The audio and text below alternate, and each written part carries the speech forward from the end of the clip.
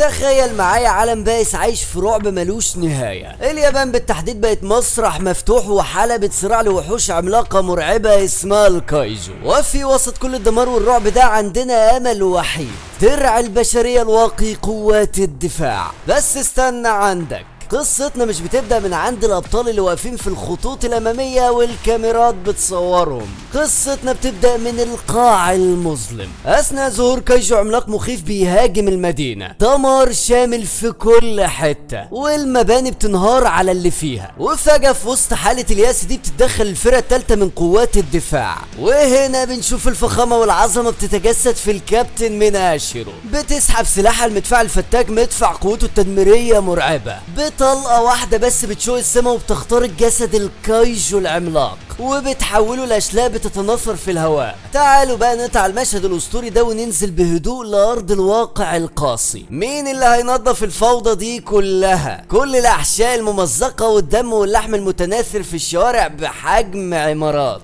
هنا بيظهر بطلنا الحقيقي هيبنو كافكا، راجل في 32 من عمره ماسك منشار كهربائي وبيقطع فيها معاه الكايجو اللي طالع منه ريحة أسوأ من الموت نفسه. التناقض بين مشهد منى الأسطوري وحياة كافكا البائسة هو حجر الأساس للقصة دي. كافكا ومنى ما كانوش مجرد أغراب، دول كانوا أصدقاء طفولة مقربين، وقفوا مع بعض زمان تحت سما ضلمة وسط دمار مدينتهم، وقطعوا وعد مفيش رجوع فيه. هنشوف مين فينا اللي هيدخل قوات الدفاع وهيكون الأقوى. منى وفت بوعدها وكبرت وبقت القائد الأقوى والأكثر هيبة، أما كافكا استسلم للياس، سقط في امتحانات القبول لقوات الدفاع مرة ورا التانية لحد ما عدى الحد الأقصى للعمر المسموح بيه للتقديم، وانتهى بالمطاف كمنظف كايجو. كل اللي بيعمله انه بيتفرج على انجازات صديقة طفولته منها من شاشة التلفزيون. ولكن الدنيا بتاخد مسار جديد كليا مع انضمام موظف جديد لشركة التنظيف، شاب اسمه إتشيكاوا رينو، عنده 18 سنة بس،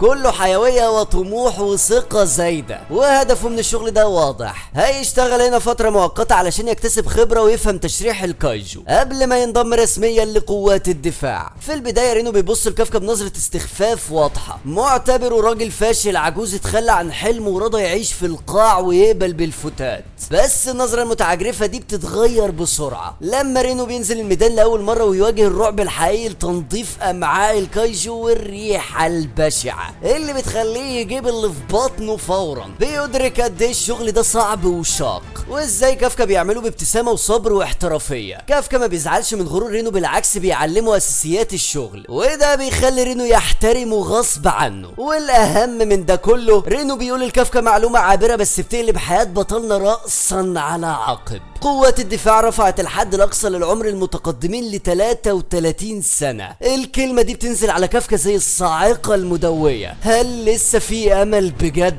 هل يقدر يحاول للمرة الأخيرة قبل ما يتم ال 33 والأبواب تقفل للأبد؟ بس قبل ما كافكا يستوعب الفكرة المليانة بالأمل دي، بتحصل الكارثة المطلقة، وفي لحظة صمت قاتلة ومرعبة بيظهر الكايجو من العدم وبيهجم مباشرة على رينو. ولكن في لحظة كافكا بينط بكل ما يمتلك من قوة بجسده البشري الضعيف علشان يزق رينو بعيد وياخد هو الضربة الساحقة. مشهد بيثبت لك بما لا يدع مجالا للشك ان كافكا بيمتلك قلب بطل حقيقي. كافكا بيزعق في رينو بقمة التضحية، اهرب روح نادي قوات الدفاع بسرعة. كافكا عارف ومدرك ان ملوش اي فرصة للنجاة قدام الوحش ده، بس بيقرر يضحي بنفسه علشان يدي رينو فرصة يعيش، فرصة يحقق الحلم اللي هو فشل فيه. رينو بيكون رافض في البداية، ولكن مع اصرار كافكا بيسمع الكلام وبيروح فعلا علشان يبلغ قوات الدفاع. وكافكا بيقاتل بشراسة وعناد علشان يشد انتباه الكايجو. الوضع مرعب بكل ما تحمله الكلمة من معنى. الوحش بيقدر يوصل لكافكا وبيمزق جسده والاصابات بتزيد والدم بيتناثر والامل بيتلاشى.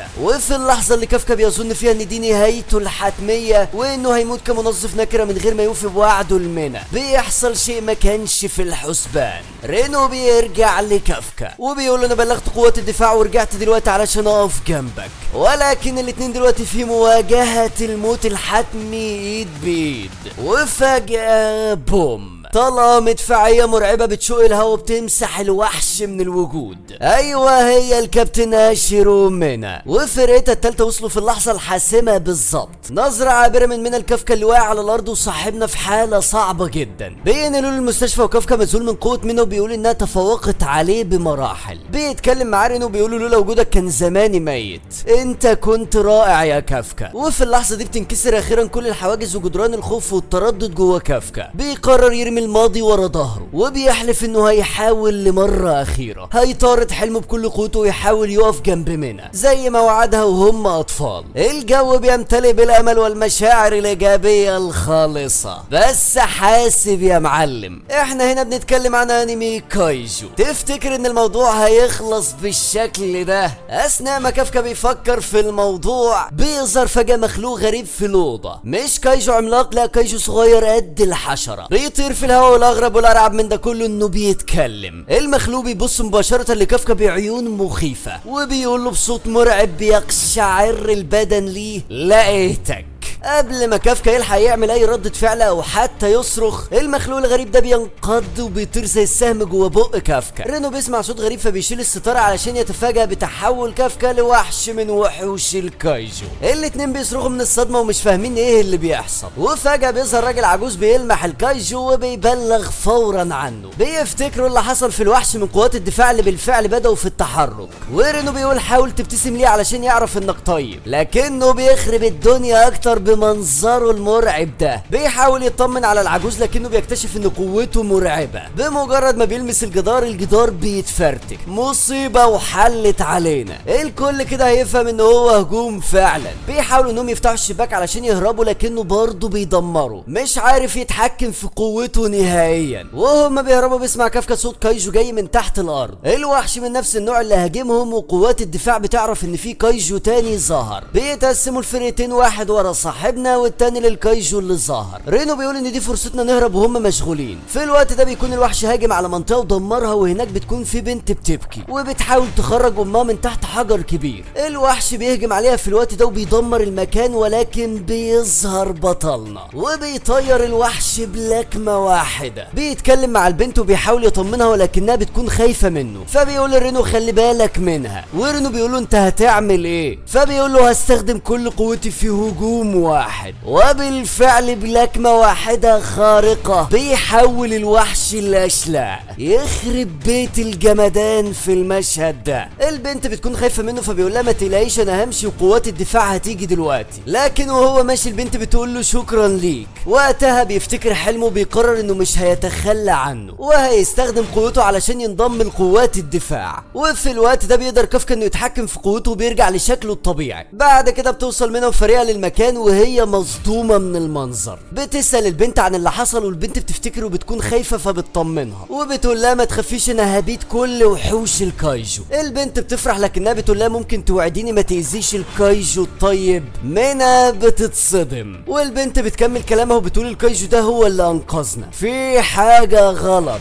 ازاي كايجو يقتل كايجو تاني؟ مليون سؤال بيترسموا على وش مينا. بعد مرور 3 شهور قوات الدفاع بترسم صورة للكايجو على حسب كلام الناس عنه وبيسموا الكايجو رقم 8. بيكون كافكا ورينو قدموا على الاختبار الاول وبيوصل جواب لرينو والكافكا. رينو بيفتح الظرف وبيعرف انه مر من الاختبار الاول هو وكافكا. بيجري عليه علشان يقوله الخبر لكنه بيلاقيه متحول لهيئة الوحش. فبيزعل وبيقوله انت بتعمل ايه؟ هتفضحنا. كافكا بيرد عليه وبيقوله ما تقلقش انا مسيطر على الوضع. واضح يا صاحبي. بيسأله كافكا وبيقوله انت كنت جاي ليه؟ فبيقول له ان ده جواب الاختبار في المرحلة الاولى وانا وانت نجحنا فيها. كافكا بيقول له انا بنجح في ده دايما، المشكلة في المرحلة التانية. في يوم الاختبار بيوصل الاتنين للمكان وفي الوقت ده بتنادي عليهم البنت دي وبتقول لهم ان المكان اللي انتم راكنين فيه العربية ده بتاعي. بيتعصب كافكا وبيقول لها المكان كله فاضي للمكان ده. فبتقول انا عايز اركن في المكان ده علشان ده رقم حظي. صاحبنا بيتعصب والبنت بتكشف عن البدلة المخصصة لقتال الكايجو. بتستخدم قوتها علشان ترفع العربية بسهولة وترميها بعيد. رينو وكافكا بيتصدموا من قوتها وبيسألوها انت مين؟ فبتقول لهم انا شينوميا كيكورو واللي بتكون بنت المدير الاعلى لقوات الدفاع وهدفها القضاء على جميع الكايجو. وبالمناسبة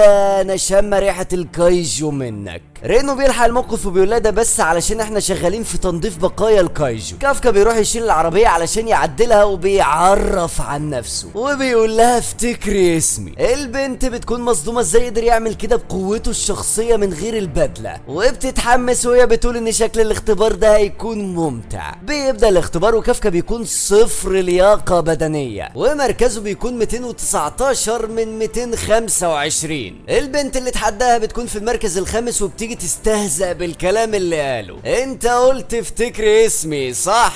وفي الوقت ده بيجي الرقيب هوشينا المينا وبيديلها ورق المتقدمين للاختبار. في البدايه بتكون مش مهتمه، لكنها لما بتشوف كافكا منهم بتطلب منه انه يكمل التقرير. بيقول لها ان المتقدمين السنه دي اقوياء جدا وعلى راسهم شينوميا كيكورو. وبتيجي المرحله الثانيه للاختبار. رينو بيطمن كافكا وبيقول له ما تقلقش، المرحله الثانيه بتكون دايما عن تنظيف جثث الكايجو، وعلشان كده انا التحقت بالعمل في التنظيف. ولكنهم بيتفاجئوا لما بيعرفوا ان الاختبار اتغير لقتال الكايجو، واللي بيكون المسؤول عنه هو الرقيب هوشينا بنفسه. بيقول لهم احنا هنديكم الاسلحه وكمان البدله المخصصه لقتال الكايجو، واللي بتكون مصنوعه من الكايجو نفسهم وبتزود طاقتهم القتاليه. البدله دي بتقدر انها تقيس القوه القتاليه اللي بيقدر يحررها المستخدم، وطبعا النسبه بتزيد مع التدريب، واغلب الموجودين بيكونوا فوق ال10%، الا رينو بيكون 8%. ولكن الجنان بيكون في شينوميا اللي بتكون 46%. بيكونوا مش مصدقين وبيقولوا انها دلوقتي في قوه قائد كتيبه. رينو بيكون زعلان من الرقم اللي جابه، وطبعا ده بسبب المجنونه دي، لكن القائد بيقول له ما تزعلش، الرقم بتاعك كويس جدا، طالما انت ما جبتش صفر انت كده تمام. واصلا مفيش حد قبل كده جاب الصفر ده.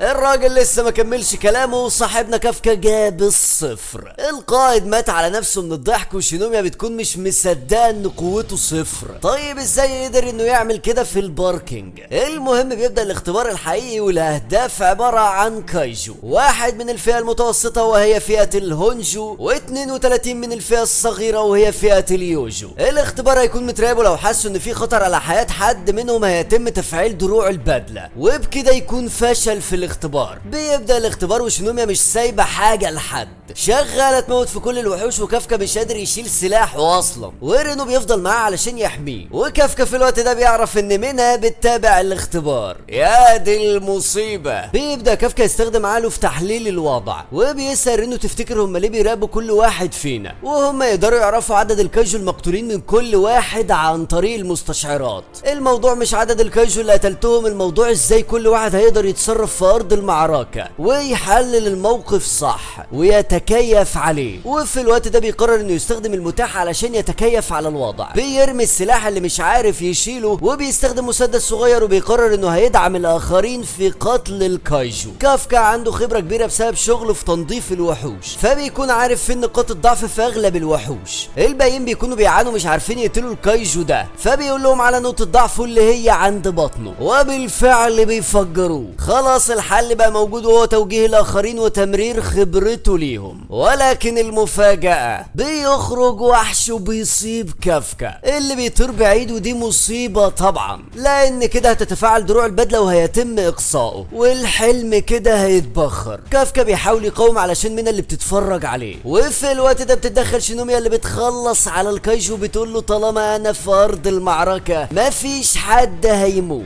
بيكون هيشكرها، ولكنها بتقول له انها هتروح تكمل في قتل الوحوش، وانت خليك كده على الارض زي الفشله. في الوقت ده بيتعصب كافكا وبيقول طالما انا كده مش هقدر ابدا اقف جنبها. هوشينا بيقول له انا بنصحك تستسلم، لان حتى البدله ممكن ما تقدرش تحميك بنسبه 100%. بيرد كافكا وبيقول له انا بس اللي قرر امتى استسلم، انا هغامر بكل اللي مريت بيه لحد دلوقتي. وفجاه طاقته بتطلع بمقدار بسيط جدا، وبيقول المره دي مستحيل استسلم. ومنى بتكون شايفه التحدي والتصميم اللي في عينه، وخلاص هوشينا بيقرر انه هيخليه يكمل. كافكا بيقول لرينو يسيبه ويمشي، لكن رينو بيقول له انا مش هسيبك وهفضل معاك، وبيقرر انه يشيله على كتفه في منظر بيموت هوشينا من الضحك. والمجنونه شينوميا شغاله تقتل في كل الوحوش لحد ما بتخلص على اليوجو الصغيرين وبتروح على الوحش الاقوى علشان تخلص عليه. بترمي عليه قنبله وبتخترق جسده بالرصاصه الاخيره، والمفروض ان كده الاختبار يكون انتهى، ولكن بتحصل مصيبه. فجاه بيظهر كايجو من ورا شينوميا وبيضربها في قلبها، والكارثه ان الوحوش اللي اتقتلت كلها فجاه بترجع تاني. كافكا مش مصدق اللي بيحصل، ولولا الدروع اللي في البدله كانت شينوميا ماتت. والصدمه لما بتكتشف ان الكايجو بيقدر يتكلم، وفجاه بيضربها للمره التانيه باكتر من رصاصه. مركز القياده مش فاهمين ايه اللي بيحصل، شينوميا في خطر والاسوأ بيحصل. الهونجو اللي قتلته بيقوم هو كمان، ومش بس كده قوته بتزيد اكتر، وبقوته دي محدش هيقدر يتعامل معاه غير مينا وهوشينا اللي بسرعه بيروحوا للمكان. بتحاول شينوميا في الوقت ده انها توقف الكايجو، لكنه بيكون اقوى منها وبيديلها ضربه واحده بيلزقها في الجدار. بتفتكر كلام ابوها ليها وهو بيقول لها ما تسمحيش لاي حد يتفوق عليكي، انت لازم تكوني الاقوى، وما تنسيش ابدا امك اللي ماتت بسبب الكايجو. بتتجنن شينوميا وبتهجم بكل قوتها، لكنه بيكون اقوى وخلاص الكايجو بيكون هيخلص عليها. ولكن هنا بيوصل البطل اللي بيطمن شينوميا وبيقول لها انت عملت اللي عليكي، سيبيلي انا بقى الطلعه دي. وفي مشهد يخلي جسمك يرتجف من الحماس بيتحول في لحظه اقل ما يقال عنها انها خرافيه، وبيقول لها بسبب مجهودك بدأوا انهم يخلوا المكان من المصابين، والباقي بقى سيبيه عليا انا. رينو بيسأل نفسه عن مكان كافكا وبيكون خايف من تهوره وانه يكون اتحول، لانه لو عمل كده هتكون مصيبه. شينوميا مش فاهمه اللي بيحصل، وكافكا بيرجع وبيقول لها ارجوكي ما تقوليش لحد على اللي شفتيه. وفجاه بيهجم على الكايجو، ولكن كافكا بايد واحده بيتصدى للضربه وبيقول لها هنتكلم بعدين، ما تقلقيش انا هخلص على الكايجو ده في ثانية. وفي المقر بيتم رصد طاقة غير طبيعية ظهرت في ساحة المعركة، وما بيبقوش مصدقين رقم القوة اللي بيكون 9.8. هوشينا بيقول اكيد نظام القياس اتعطل، والا ده هيكون واحد من اقوى الكايجو في التاريخ. في الوقت ده بنستكمل العظمة وكافكا بيستجمع قوته، وبضربة واحدة الوحش بيتبخر. كافكا قوي بشكل مجنون. شينوميا بتكون مسؤولة من قوته، بيروح لها وبيقول لها انت دلوقتي بخير، بس ما تعرضيش نفسك للخطر تاني. في الوقت ده بيجي رينو اللي بيديله على دماغه بيقول له قول لنفسك الكلام ده. بتنهار شينوميا من التعب، وفي الوقت ده بيوصل هوشينا ومينا للمكان وبيتصدموا من المنظر. هوشينا بيقول انا شفت المنظر ده فين قبل كده. شينوميا قوية لكنها مستحيل تكون هي اللي عملت كده، اكيد في حاجة غلط. وبيقول ان ده شبه اللي حصل من 3 شهور، وبيسأل نفسه لو كان الحادثين مرتبطين ببعض. كافكا وشينوميا بيروحوا للمشفى ورينو بيطمنوا عليها وبيقولوا انها هتكون تمام. بتروح له مينا في الوقت ده وبتشكره انه نال شينوميا وبيكون هينادي عليها، ولكنه بيقرر انه مش هيعمل كده غير لما يكون ضابط.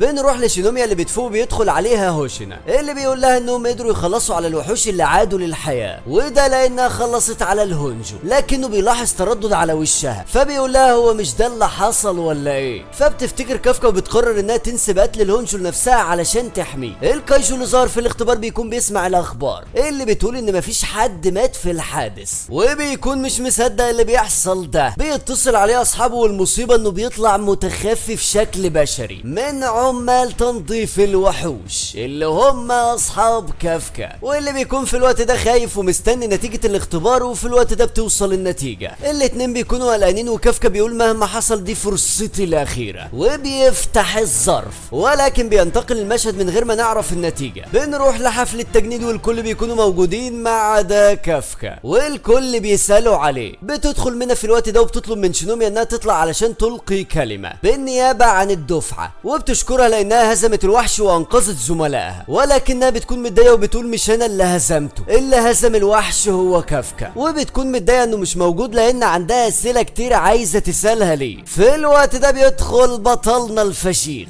في الطبيعه المفروض انه فعلا ساقط في الاختبار، لكن بيتدخل هوشينا وبيقول انه عاوزه على مسؤوليته الشخصيه، وبيقول ان برغم نقاط الضعف اللي عنده وارقامه الضعيفه الا انه قدر يتصرف في ارض المعركه وحدد نقاط الضعف عند العدو، وكمان ساعد في الجهد العام. وبيقول انا ما عنديش يقين انه هيرتقي لضابط بالكامل، ولكن هضمه للفصيل كطالب ضابط وهديله تدريبات اكتر. منى بتقول خطاب حماسي للجميع وصاحبنا بيتحمس وبقى على صوته بيقول استنيني يا منى انا هقف جنبك قريب. الكل بيتصدم من اللي عمله صاحبنا اللي نسي انها القائده. منى بتقول له انت اتكلمت من غير اذن، انزل بقى اعمل 100 تمرين ضغط. بيضحك هوشن عليه ولكن في اللحظه دي بيلاحظ انها ابتسمت وما بيكونش مصدق نفسه. بيقول انه ضم كافكا علشان حسه الفكاهي، ولكن في شيء اخر. في الوقت اللي الكايجو بدأوا يرجعوا للحياه ظهر الكايجو الخارق، وفي نفس الوقت اختفت مؤشرات كافكا وانا شاكك ان في حاجه غلط ولازم اكتشفها. في الوقت ده شينوميا بتطلب من كافكا انهم لازم يتكلموا، وبالفعل بيروحوا للمكان علشان يتكلموا وبيحكي لها على اللي حصل علشان يبقى كايجو. وبيقول لها هيكون افضل لو بلغت قوات الدفاع، لكنها بتمنعه وبتقول انهم هيخلصوا عليه وكمان هيستخدموا جسمه في صناعه سلاح. بيخاف صاحبنا وبترجاها انها ما تقولش لحد فبتوافق على كده، ولكن بشرط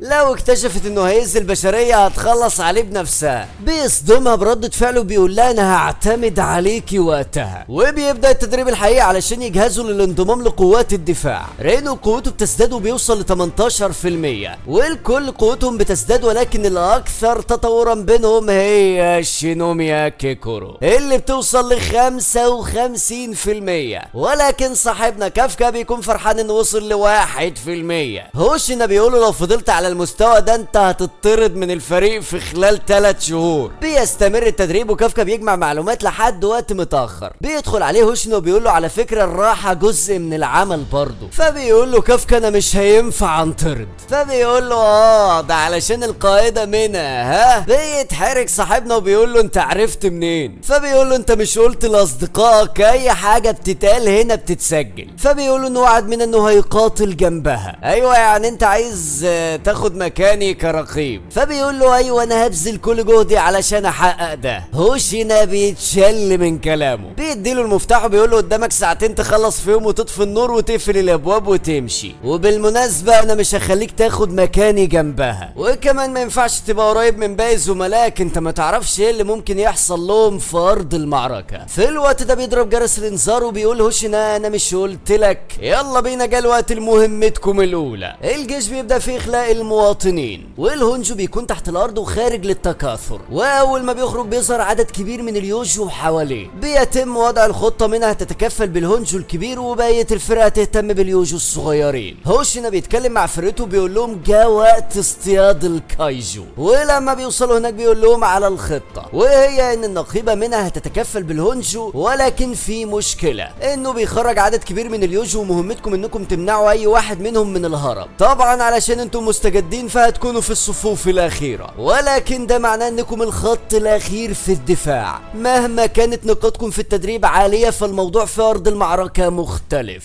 وروني تقدروا تعملوا ايه. بيتحمس الكل من كلام هوشينا، وفاضل 8 دقايق وتوصل القائده من الارض المعركه، والتوتر مسيطر على الكل وخصوصا كافكا اللي محتاج انه يثبت نفسه. بتبدا المهمه الاولى والاعضاء القدامى بيستهزئوا بالجدد، ولكن شينوميا واعضاء الفرقه بيبداوا في استعراض قوتهم. رينو بيقول انا لازم اكون اقوى علشان كافكا ما يحتاجش انه يتحول، وبيتحول الاستهزاء لانبهار من قوه الاعضاء الجدد اللي نازلين جلد في الكايجو وعاملين تحدي بينهم مين اللي يقتل وحوش اكتر. المكان بدا يفضى من الوحوش، ولكن كافكا لسه مش عارف يعمل ايه علشان يكون مفيد، وبيفكر في اي حاجه ممكن يعملها. فبيقرر انه هيروح علشان يشرح وحش من الوحوش علشان يقدر يوصل لنقاط الضعف. بيكتشف مكان نواة الوحش وبيبلغ القائد هوشينا، وكمان بيكتشف حاجه خطيره. اليوجو بيكون عندهم اعضاء تناسليه ولو ما اتدمروش هتنتج وحوش اكتر. بيشكروا هوشينا على المعلومات المهمه دي وبيقولوا انا عارف ان عندك خبره من شغلك،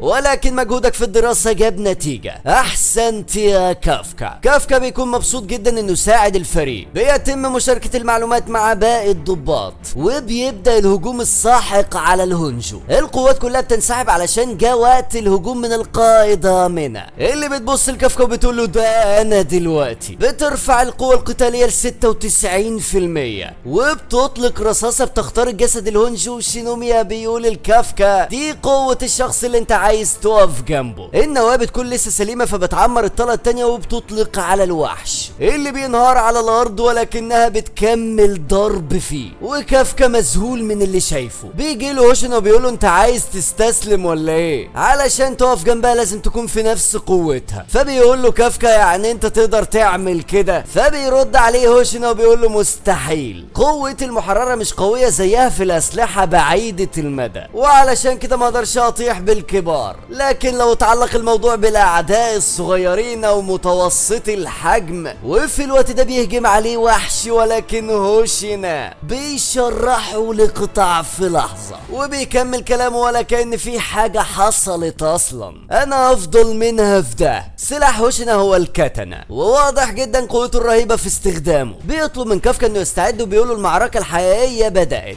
كافكا ما بيكونش فاهم هو احنا مش خلصنا عليه، فبيقوله المشكلة في الاعداد المهولة من اليوجو اللي هتخرج منه. بيكلم هوشينا الفريق وبيقول لهم اتشجعوا، بمجرد تنظيف القمامة هنرجع للبيت ونكمل الفطار. بيتحمسوا من وصفه ليهم بالقمامة وبيبدأوا الإبادة رغم انهم بيكونوا منهكين على الاخر، ولكن لو تمكنوا من تجاوز المهمة الصعبة دي هياخدوا خطوة للأمام. معظم الضباط بينهوا حياتهم المهنية بقوة قتالية محررة من 20 ل 30%، وعدد قليل جدا اللي بيتخطى ده ويصبح من القادة. والوحيدة اللي قدرت تتجاوز ده في الوقت الحالي من المستجدين هي شينوميا، لكن في حد تاني ممكن يوصل لده وهو رينو، اللي بيكون بيقتل في الوحوش ويهرب وبيكون مستعجب من قدرته القتالية. بيكونوا خلصوا على اللي في المنطقة ولكن بتجيلهم تعليمات عن هجوم تاني، فبيتوجهوا هما الاتنين للمكان، وهناك بيلاقوا شخص موجود جنب الوحش ولابس الزي الرسمي لعمال تنظيف الوحوش، واعتقد كلنا عارفين مين ده. بيكون مستغرب ازاي اكتشفوا الاعضاء التناسلية اللي زرعها فيهم ودمروها. بيلف عليهم في الوقت ده وبيسألهم انتوا عارفين حاجة؟ يهرب بيقول احنا مش محتاجين حد من شركة التنظيف هنا، اخلي المكان بسرعة. وفجأة بيضربوا الكايجو بطلقة، ورينو بيكون مصدوم لانه اول مرة يشوف كايجو بيتحول لبشري غير كافكا. وبيتحول الكايجو لهيئته الحقيقية وبيقول لهم انا مش هينفع ارجع كده وايدي فاضية، لكن اقدر ارجع باتنين من قوات الدفاع كعينة. بيحاول انه يتواصل مع الدعم لكنه بيكون معطل اجهزة الارسال في المنطقة بالكامل، وبيبدأ في ضرب رينو لكنه بيعرف يتفادى ضربته انها تصيب نقاطه الحيوية، وده بسبب شينوميا اللي كانت قالت لهم على طريقة تفادي هجماته. بيرد الهجوم عليه بعد كده بيطلب من نهره انه يخرج من هنا ويطلب الدعم. بيكون متردد في البداية ولكن الوضع حرج ولازم يعمل كده، وبيجري رينو في مواجهة الكايجو رقم 9،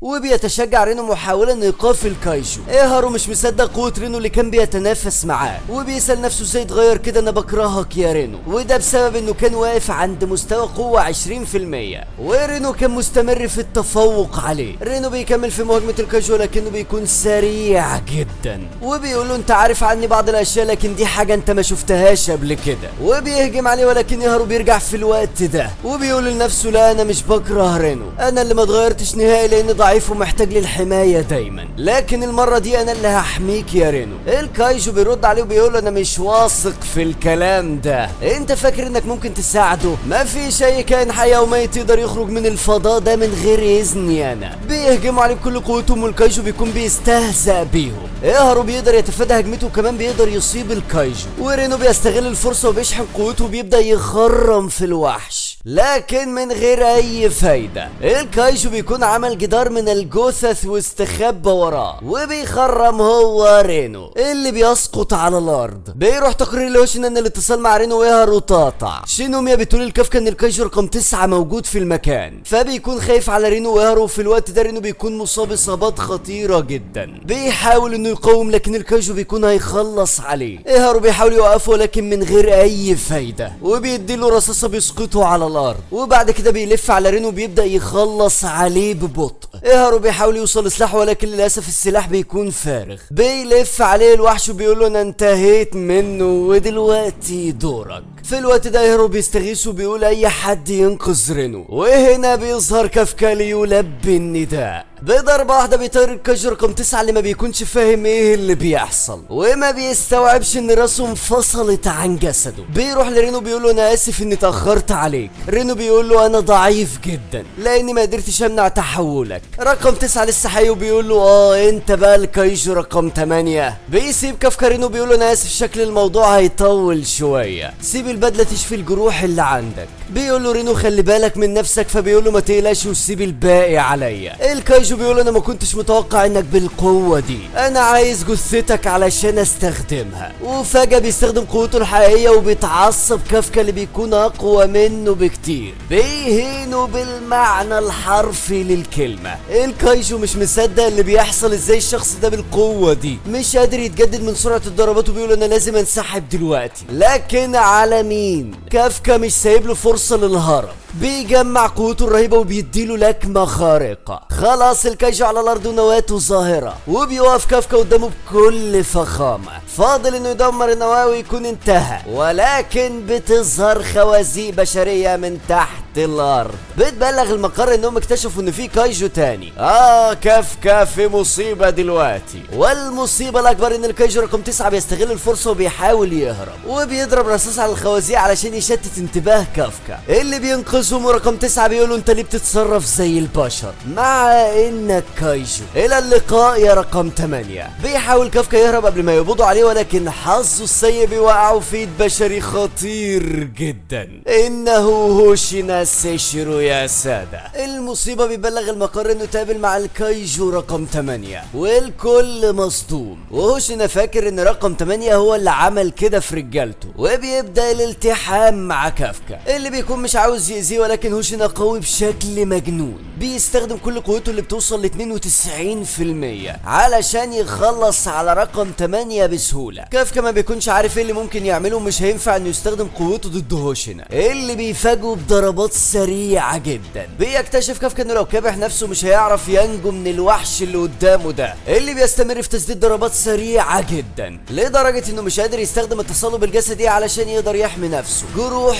في كل مكان. هوشينا بيكون اسرع حتى من الكايجو رقم 9، وبيكون في مستوى مختلف تماما. دي مش تحركات انسان ابدا. بيقدر انه يوصل لنواة كافكا اللي بيجدد نفسه، لكن التجديد بيستهلك طاقة كتير جدا. هوشينا بيقول انا مش بهزر معاك هنا، طاقتك على الاقل 8، وده يخليك من فئة الداي كايجو، لكن ليه حاسس بشعور غريب في القتال ده؟ بيقول له مش مهم، وبيستخدم كل قوته وبيطلق ضربات قاطعة بتشق رجل كافكا اللي بيتفاجأ بوجود هوشينا قدامه ويخرب بيت السرعة الخرافية. الهجوم كان تمويه، لكن كافكا بيقدر انه يصد الهجوم التالت بشكل غريب، وبيمسك سيف هوشينا بيشحن طاقته بيسدد الضربة للسيف اللي بيتكسر، وبيستغل كافكا الموضوع وبيهرب. وهوشينا بيقول لنفسه باستياء انه سابه يهرب. لا يا صاحبي، العكس هو اللي صح، انا معترف انك قوي جدا، ولكن كافكا بامكانه انه يخلص عليك بضربة واحدة. بيبلغ هوشينا ان الكايجو رقم 8 قدر انه يهرب. شينوميا بتكون بتسأل نفسها لو كان فعلا تقدر تثق في كافكا ولا لا. في الوقت ده بيوصل كافكا وبيقول لها انا اسف لو كنت قلتك عليا، وبيقع من الارهاق لكنها بتلحقه. بيتاسف لها انه ساب الكايجو رقم 9 يهرب، فبتقول له عادي انا هقتله بنفسي. بيحاول انه يروح يطمن على رينو، لكنها بتوقفه وبتقول له انت لو رحت هتعمل ايه يعني ليهم؟ ما تقلقش هم هيكونوا بخير. هوشينا بيكون قاعد وبتجيله منها اللي بتقوله نادرا جدا ان اشوفك محبط كده، وبتساله عن قوة الكايجو رقم 8، فبيقول لها انه من فئة الداي كايجو، والصدمة بتبان على وشها. بيقول لها باين انه من النوع اللي مش بيهاجم بعشوائية. وفي الوقت ده بيفتكر المعركة وبيسأل نفسه هو ليه هاجم السلاح بدل منه، ده غير ان مفيش اي حاجة منطقية في طريقة تحركه. الموضوع كان شبه قتال انسان مش كايجو. بتقطع تفكيره منه وبتقول له ارتاح انت دلوقتي وانا هتكفل بالباقي، مهما كان نوعه واجبنا اننا نخلص عليه. تقرير بيجي من القوات وبيعرفوا ان الكايجو اللي ظهر هو نفسه اللي كان في ساحة التدريب، وبيقدر انه ياخد الهيئة البشرية. في الوقت ده الكايجو ما كانش لسه استعاد قوته، بيقابل واحد من المدنيين وبيسيطر على جسده، وبيفكر بطريقة يقتل بيها الكايجو رقم 8. رينو بيفوق في المشفى وبيلاقي كافكا وشينوميا جنبه علشان يطمنوا عليه، وبيقول لكافكا انا فرحان انك بخير، وبيشكره انه ساعده هو وايهارو، وما كانش يعرف ان ايهارو معاهم في الاوضه، وبيقول له انت بتشكره ليه؟ الكايجو رقم 8 هو اللي انقذنا. بتلحق شينوميا الموضوع وبتقول له بيشكره لانه اكتشف الاعضاء التناسليه للوحش، فبيقول له تمام وبيشكره هو كمان وبيمدح في الكايجو رقم 8 وكافكا مبسوط جدا. بعد كده بيطلعوا من المشفى على حفله نجاح المهمه الاولى، الكثير من الطعام الشهي. بيدخل هوشينا وبيهنيهم على اجتياز المهمه الاولى بنجاح، وبتبدا الحفله اللي بتكون عباره عن كلام عن المهمه ومين قدم اداء افضل من التاني. بيقول لهم هوشينا جه الوقت للاعلان، وبيقول الكافكا انت انقذت ارواح ناس كتير وهيتم ترقيتك رسميا لضابط كامل الاهليه. اهلا بيك في الفرقه الثالثه بقوه الدفاع. كافكا بيطير من الفرحه والكل بيحتفل معاه، وفي اليوم التاني بتعينه منها رسميا ضابط في قوات الدفاع. وهو ماشي بتقول له انت لسه قدامك كتير علشان تقف جنبي. بيكون فرحان انها لسه فاكره وعدهم وبيقول لها استنيني يا منى. بتقول انها هتروح للمقر علشان تناقش موضوع الكايجو رقم 8 و9 وهتسلم الامور في المقر لهوشينا اللي بالمناسبه هو اللي طلب ترقيتك بسبب نجاحك في مهمتك الاولى. بيروح وبيفضل يدرس لوقت متاخر، وهو خارج بيلاقي غرفه التدريب منوره، ولما بيروح هناك بيلاقي هوشينا بيتدرب وبيتخيل معركته مع الكايجو رقم 8. كافكا بيقع على الارض من الخوف، وهوشينا بيقول له انت سهران لوقت متاخر تاني. فبيساله كافكا انت ليه بتتدرب في وقت متاخر كده؟ فبيقول له انا شغال على استراتيجيه علشان اقطع الكايجو رقم 8 المره الجايه من ضربه واحده. لو كنت استخدمت المهاره رقم 6 بدل 5 كنت دمرت نواته. كافكا بيكون مرعوب، وهوشينا بيقول الضابط العادي مش هيقدر يتعامل مع كايجو بالقوه دي، واكيد رقم 9 زيه لازم اتغلب عليهم بنفسي. بيقول له كافكا هبذل كل جهدي لمساعدتك في المعركه. فبيقول له ما تتغرش بنفسك يلا ب 1%، انا مش متوقع منك انك تكون مفيد اصلا، ولكن ممكن اراهن عليك بنسبه 1% من توقعاتي، ومفيش حد فيهم عارف ان في مصيبه اكبر بتقترب من المقر وشكل في مجزره على وشك الحدوث.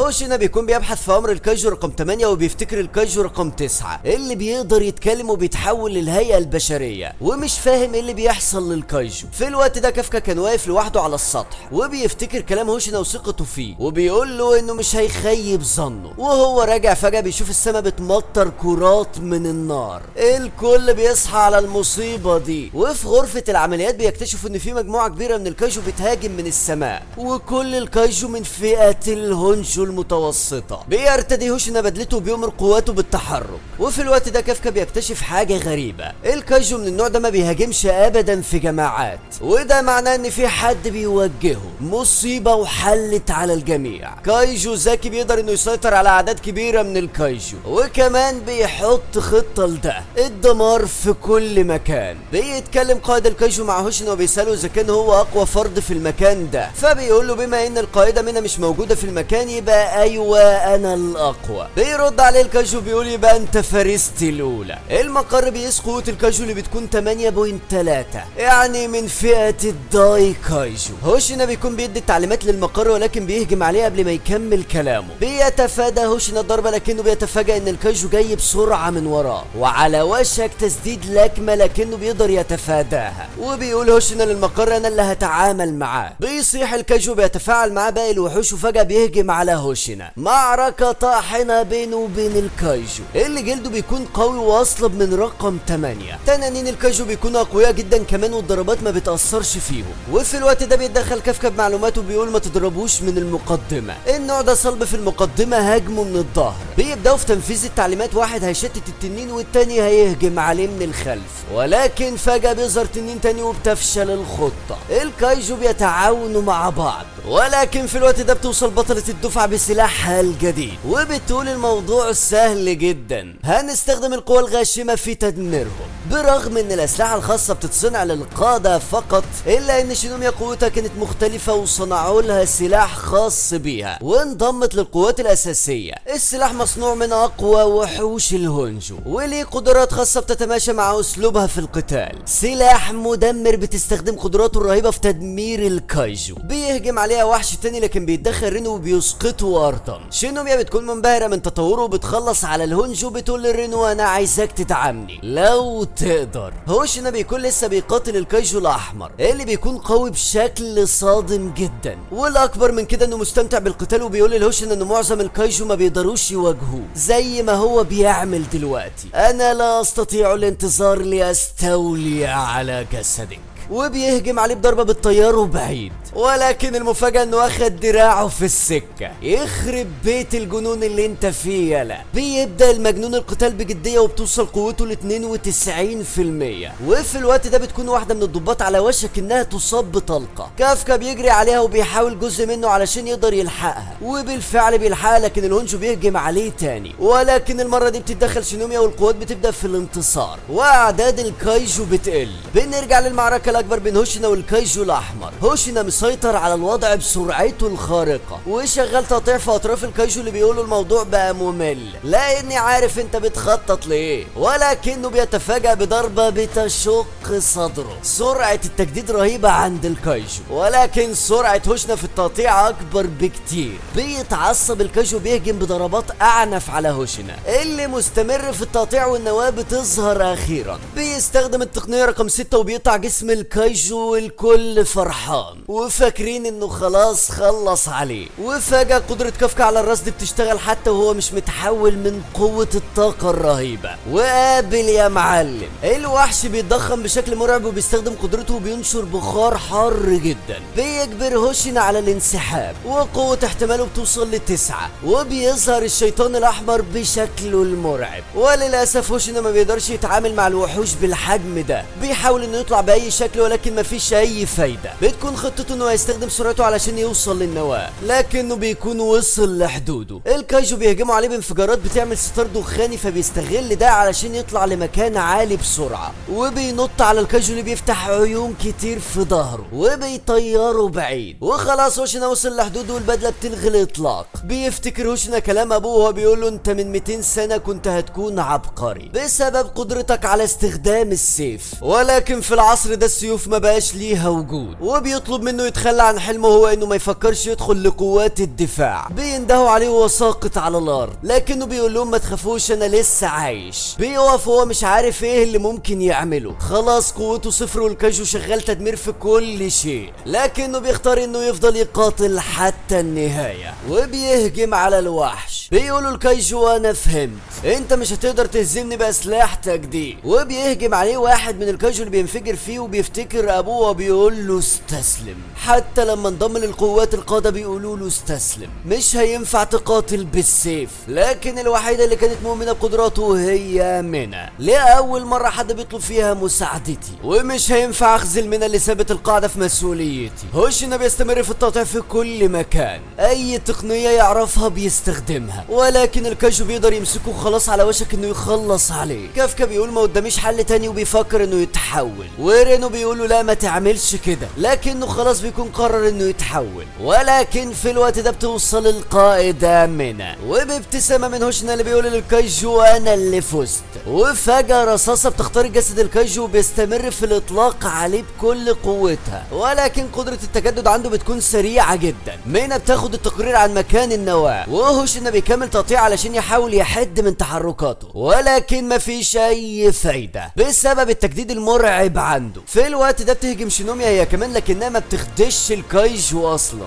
فبيطلب منها هوشينا تكمل وهو هيسبب الجروح وهي تكمل وراه. وبالفعل بينجح الهجوم والكايجو بيسقط على الارض، لكن شينوميا بتوصل لحدودها. بتستغل منها الفرصة وبتهجم على الوحش، واخيرا بتبان النواة، ولكن فاضل طلقة واحدة والكايجو بيهجموا عليهم من كل مكان، ولكن القوات بيتصدوا ليهم وبيكملوا على الكايجو الاحمر. وهوشينا بيهجم عليه علشان ما يدروش فرصة يتجدد، كل ده علشان يدي منها الفرصة تعيد تلقيم السلاح، وخلاص بيكون على وشك انه يتاكل. ولكن في الوقت المناسب بتقول له منى شكرا، انا كان عندي حق في اختيارك. وبتحرر قوة بتوصل ل 96%، بتحول الهونجو الاشلاء في ثواني، والكل فرحان انهم اسقطوه اخيرا. وكافكا كافكا بيبكي من الفرحة وبيكون فخور بانضمامه لقوات الدفاع. الكل فاكر ان الموضوع خلص هنا، ولكنهم بيتفاجئوا ان جميع الهونج واخدوا وضع الانتحار الجماعي وناويين يفجروا نفسهم في قوات الدفاع. الانفجار هيوصل لقوة قنبلة نووية، والكايجو الاحمر بيقول لهم ايها البشر لقد تعادلنا في هذه المعركة، ولكن هناك بطل يقف في الصفوف الامامية. هل سيترك الامر يمر هكذا؟ بالطبع لا. وفي مشهد اقل ما يقال عنه انه واحد من افضل التدخلات في عالم الانمي بينطلق كافكا بسرعة جنونية ومفيش حد فاهم ايه اللي بيحصل، وهوشينا مصدوم من السرعة اللي خارجة من شخص قوته 1%. وفجأة بيتحول كافكا للكايجو رقم 8 وسط صدمة وذهول من الجميع. رينو بيصرخ وبيقول له ارجوك وقف،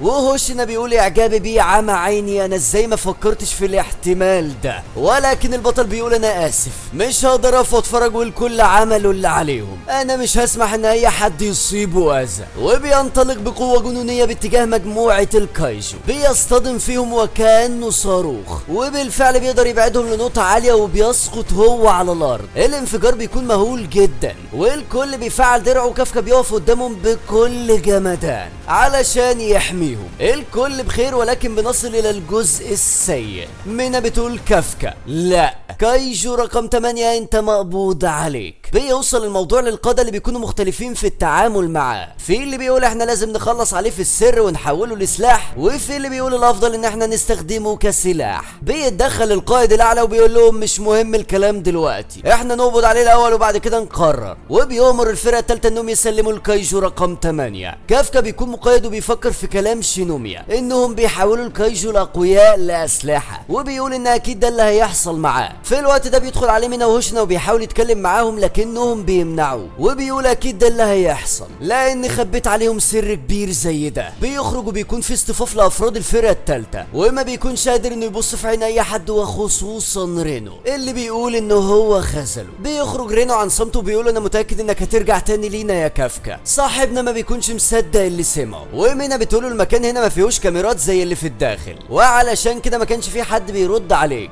انا كنت مصدومه لما اتحولت، لكن اللحظه اللي اندفعت فيها لانقاذنا وقتها ايقنت انك كافكا اللي انا اعرفه. ما فيش اي حد من الفرقه الثالثه شايفك عدو لي، احنا هنجمع كل الادله اللي هتساعدك في الخروج. وبتقول التهم اللي عنده، ولكنه بيقاطعها وبيقول لها هل لسه في امل اني احاول اقف جنبك؟ بترد عليه منها وبتقول له ايوه انا هستناك دايما. كافكا بيبكي بشده لانه كان خايف انها تشوفه بشكل تاني، وهوشينا بيأمر الجنود انهم يحيوه. القائد بيقول له انت بتعمل ايه؟ فبيقول له ولا حاجه، احنا بنحيي القائده مينا. بيرد عليه القائد وبيقول له اكيد، لكن مش مسموح لك ترفع التحيه لكايجو. وفي الوقت ده بيوصل كافكا لمقر قوات الدفاع المحصن بدفاعات قويه جدا، والمكان اللي بيتحجز فيه كافكا بيكون فيه 30 بوابه. الكل في الفرقه الثالثه بيكونوا متضايقين من اللي حصل لكافكا، وكل واحد بيحكي عن انقاذ كافكا ليه، ومينا بتجمع الادله علشان تقدر تساعده. في الوقت ده بتروح شينوميا تتكلم مع ابوها يساوي المدير العام لقوات الدفاع، وبتطلب منه يخفف العقوبه عن كافكا اللي انقذ حياتها. فبيقول لها انت جايه تداري فشلك،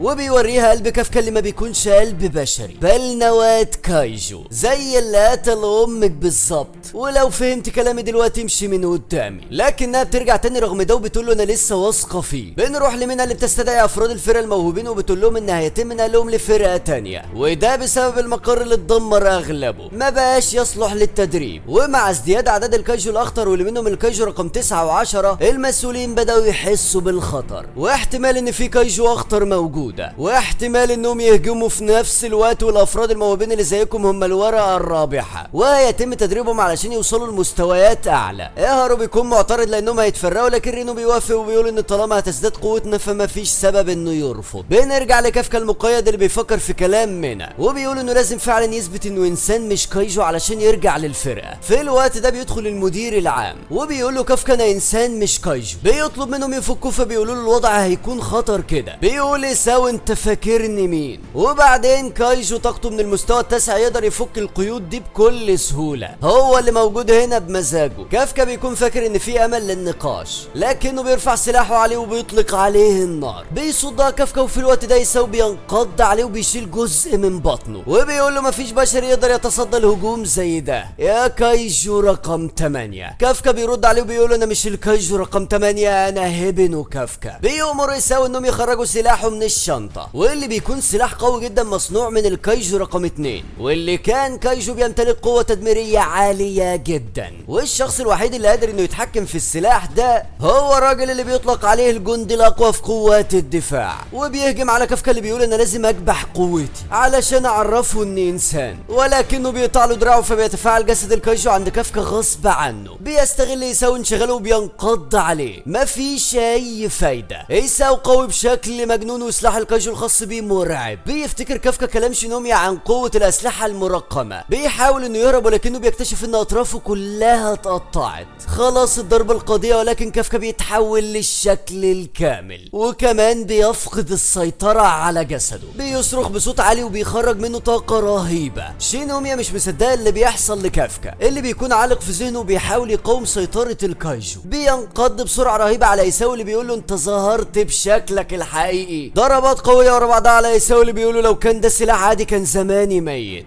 بينقض عليه وبيسقطه ارضا، ولكن النواة مش موجودة. وفجأة بتظهر من وراه وبيتكون جسده بالكامل وبيضربوا بعض بكامل قوتهم. بيقول القائد ان ايساو بيختبره والا كان استخدم قوته من البداية علشان يخلص عليه. هو عاوز يعرف لو كان فعلا يستحق ثقته ولا لا، وده بسبب كلام شينوميا. ولكن الوضع بيكون سيء. الكايجو بيصيب القائد في بطنه وبيتحول لهيئة حمراء مرعبة وقوته بتزيد بشكل مرعب. كافكا بيحاول المقاومة بكل قوته، ولكن الكايجو بيستمر في الهجوم على ايساو اللي خلاص مش قادر انه يعمل اي حاجة. وفي النهاية بيمسكوا الكايجو وبيثبتوا على الجدار. كافكا بيبص لشينوميا في الوقت ده وبيقول انا لازم اوقف نفسي، مش هينفع اقتله قدام عينيها. والكايجو شغال ترزيع في ايساو. بتفتكر شينوميا الوعد اللي كان بينهم وانها تخلص عليه لو اذى حد، لكنها بتثق فيه وبتقول له اياك تستسلم لكايجو ضعيف زي ده. بيستمر في المقاومة، ولكن فجأة بيظهر الكايجو قدامه وخلاص بيلتهمه. خلاص كافكا بيسقط في الياس، ولكن فجأة بيظهر نور قدامه. مينا بتسحبه وبيفتكر كلامها انها هتفضل مستنياه دايما. خلاص الكايجو على وشك انه يدمر ايساو، ولكن فجأة بيرد الضربة على نفسه وكافكا بيسيطر عليه اخيرا. وبيقول للقائد انا مش الكايجو رقم 8، انا انسان واسمي هيبن كافكا. بيقع على الارض وفي حد بيوجه السلاح عليه، لكن ايساو بيمنعه بيقول له ابعد سلاحك عنه يا نارومي، اللي بيكون قائد الفرقة الاولى نارومي جن. بيجتمع القادة علشان ياخدوا شهادة مينا عن كافكا، فبتقول لهم انا هسيب المختصين يحددوا لو كان بشري او لا، ولكن انا هتكلم عن هيبن كافكا الضابط في قوات الدفاع. وبتحكي لهم عن انجازاته واخرهم من قذر فاكو من الانفجار اللي كان هيخلص عليهم. الكل بيقولوا ايه يعني ده معناه انه كايجو حقيقي، وده حصل لانه استخدم قوة الكايجو. فبتقول لهم ايوه انا موافق على كلامكم، ولكن اول ما انضم كانت قوته 0%، وانضم كضابط احتياط فقط رغم فشله في امتحان الالتحاق 12 مرة. ومن ناحية السن فهو الاكبر بين كل الجنود، وبالرغم من كل ده ما استسلمش ابدا مهما كانت قوته ضعيفة. وحتى مع ان جسده اتحول لكايجو ما وقفش ابدا عن انقاذ الناس. من بين كل الناس اللي نعرفهم هيبن كافكا اكتر شخص بيكره الاستسلام. وبتفتكر لما كان واقف جنبها من وهي صغيرة وخلاها تتشجع. وبتقول ان كافكا اكتر شخص بيتمتع بالانسانية بين الجميع، والعامل الوحيد اللي يخليكوا تثقوا فيه هو قلبه. الكل بيرفض كلامها وبيكونوا فاكرين انها بتنحاز ليه، لكن المدير يساو بيشكرها على كلامها وبيطلب منها ترجع لموقعها. كلهم بيقولوا احنا جاهزين لابادته، ولكن كان عندي يساو رأي تاني، وهو استغلال قوة الكايجو عند كافكا وانضمامه لقوة الدفاع. الكل بيعترض على القرار ده، لكنه بيقول انه هيقدر يسيطر عليه. وغير كده على مدار الشهور اللي قضاها مع الفرقة التالتة كان بيأدي مهامه، وما يقدروش يقرروا لو اتحول لسلاح هينتج كل القوة اللي عنده دي ولا لا. ومع عدد الدايكاجو اللي ازدادوا في الفترة الأخيرة لازم نستغل كل القوة لأقصى حد. أكيد مفيش حد فيكم نسى الكوارث اللي حصلت بسبب الكاجو رقم 6 من 6 سنوات، واللي مات فيها كتير من الضباط والقادة ومنهم زوجة ايساو. لازم نكون مستعدين للكوارث اللي ممكن تحصل، ولو حصل واستغلنا قوته الجبارة في صفنا هيكون وقتها في فرصة لينا. بيقوم كافكا في المشفى وبيكون جنبه ايساو. بيترعب منه كافكا، ولكن ايساو بيطمنه بيقول له انا مش جاي اذيك. فبيقول له كافكا طالما انا حي دلوقتي ده معناه انكم اقتنعتوا ان انا بشري. بيرد عليه سو بيقوله لو كان اللي جواك هو قلب البشر الضعيف كان زمانك ميت. انت كايجو ولكن لسه هنقرر مصيرك. وبيندهله باسمه لاول مره، وكافكا بيكون مصدوم وبيقول له اثبت انك تستحق تعيش. فبيقول له انا فهمت، انتم عايزين تستخدموني كسلاح، لكن انا لسه بعتبر نفسي ضابط في قوه الدفاع وهخليك تقبلني كضابط. بعد كده بيوصل الخبر للجميع ان كافكا هيفضل على قيد الحياه والكل بيكونوا فرحانين. وكمان شينوميا اللي بتفرح جدا لكنها بتقول انا لازم اكون اقوى علشان اتصدى ليه لو حصل كده تاني. هوشينا بيقول ان المرحله الجايه لكافكا هتكون اصعب لان الناس لازم هتعرف عنه ولازم يثبت لهم انه مش خطر. وفي مكان اخر بنشوف شخص بيكون قوي جدا في الشطرنج واسمه الرقم 9، والشخص ده قدر انه يحتل المركز الاول في الظرف في اسبوع واحد. وطبعا الشخص ده بيكون الكايجو رقم 9. بيقول انه قدر يفهم حدود البشر وطريقه تفكيرهم، وبيكون معاه مخططات لقواعد قوه الدفاع. وبيقول ان جه الوقت علشان نسترجع قوه الكايجو رقم 8. كافكا اللي بيحاول الهروب هو ومينا من موقع كان فيه هجوم من الكايجو. مينا بتسقط على الارض وهي بتبكي، فبيبدا كافكا انه يطمنها وبيقول لها ما تقلقيش كل شيء هيكون بخير. بيشوفوا قوات الدفاع وهي في طريقها انها تتدخل، فبيتحمس كافكا وبيقول لهم اقضوا على الكايجو. وفجاه بيحصل انفجار في المكان، بتختفي منها وبيبدا ينده عليها، وهنا المشهد بيتغير. بنشوف قوات الدفاع وهي موجهه الاسلحه عليه، ما بيكونش فاهم ايه اللي بيحصل لحد ما بيشوف منها وهي موجهه السلاح عليه وبتقول له كايجو رقم 8. بيكتشف كافكا انه متحول لهيئه الكايجو، وبيبدا فريق الدفاع انهم يطلقوا عليه النار، لكنه بيخرج عن السيطره وبيبدا انه يرد الهجوم عليهم، وبيتحول لنسخه الكايجو العملاق وبتخرج منه الطاقه الحمراء. بنكتشف ان كل ده كان كابوس بسبب خوف كافكا من انه يتحول ويفقد السيطره تاني. رينو وياهارو بيكونوا انضموا لنفس الوحده، ورينو بيكون عازم على انه يكون اقوى علشان يحمي كافكا. يا اسطى انا مش بقلل منك بس تحمي مين؟ ها جرعه حلوه مفيش كلام. شينوميا هي كمان بتكون انضمت للفرقه الاولى، وهي دلوقتي في المقر بتقول انا لازم اكون اقوى علشان اقدر اوقفه لما يحتاجني. وماله ربنا يوفقك. بيجي الرقيب بتاع الفرقه الاولى واللي اسمه هيساجاوا ايجي، وبيقول لها انه هياخدها لمكتب النقيب علشان يعرفها عليه. بتقول شينوميا ان الفرقه الاولى هي اقوى فرقه في اليابان، وانا هقابل نقيب اقوى فرقه في اليابان، لازم اتعلم منه كل شيء اقدر اتعلمه. وبيقول لها اسمحي لي اعرفك على نقيب الفرقه الاولى في اليابان، نارومي جن. الراجل بيعلق مكانه من منظر صاحبنا اللي بيكون بيلعب على البي اس 5 ومندمج جدا. بيقول لها خليكي هنا ثانيه واحده، وبيدخل يضربه وبيقول له انا قلت لك نظف غرفتك دي اللي مليانه زباله. فبيقول له دي غرفتي انا، من حقي اخليها زي ما انا عايز، ولو مهتم بنظافتها قوي كده نظفها انت. فبيقول له ما انا هعمل كده، وبيدخل ناس ينظفوها. وكل ده شينوميا واقفه ومش مصدقه ان ده نقيب الفرقه الاولى، الفرقه الاقوى. وبتقول انا اعمل ايه دلوقتي؟ مفيش اي ذره احترام تجاه الشخص ده اطلاقا، لكنها بتقول انها لازم تحترمه لانه القائد، وبتحييه وبتعرف على نفسها. فبيقول لها هدي نفسك، بصفتي نقيب الفرقه الاولى في شيء واحد عايزه منك. في الوقت ده بيضرب جرس انذار ظهور الكايجو، فبيقول لها هتعرفي اللي انا عايز اقوله ليكي لما هتشوفينا واحنا بنقاتل. بتركب المروحيه معاه وبينطلقوا لموقع الكايجو. بتنتشر المدفعيات في المكان وبيبداوا الهجوم على الكايجو علشان يجبروه يغير مساره، وبالفعل بينجحوا في ده، لكنه بيبوظ خطتهم وبيدمر الجسر. فبيبدا جين يوجه افراد من الفرقه الاولى بالتوجه للجسر ويحاولوا يعطلوه. شينوميا بتكون مبهوره من افراد الفرقه الاولى اللي بيسيطروا على الوضع في لحظه، وبتقول ان احتمال يكونوا كلهم قدروا يوصلوا لقوه قتاليه اكتر من 40%، يعني اقوى من قائد فصيل متوسط. بيتغير المشهد على القائد اللي بيقول لها شينوميا الاخلاق، النظافه، العمل الجد، كل ده انا مش هطلبه منك،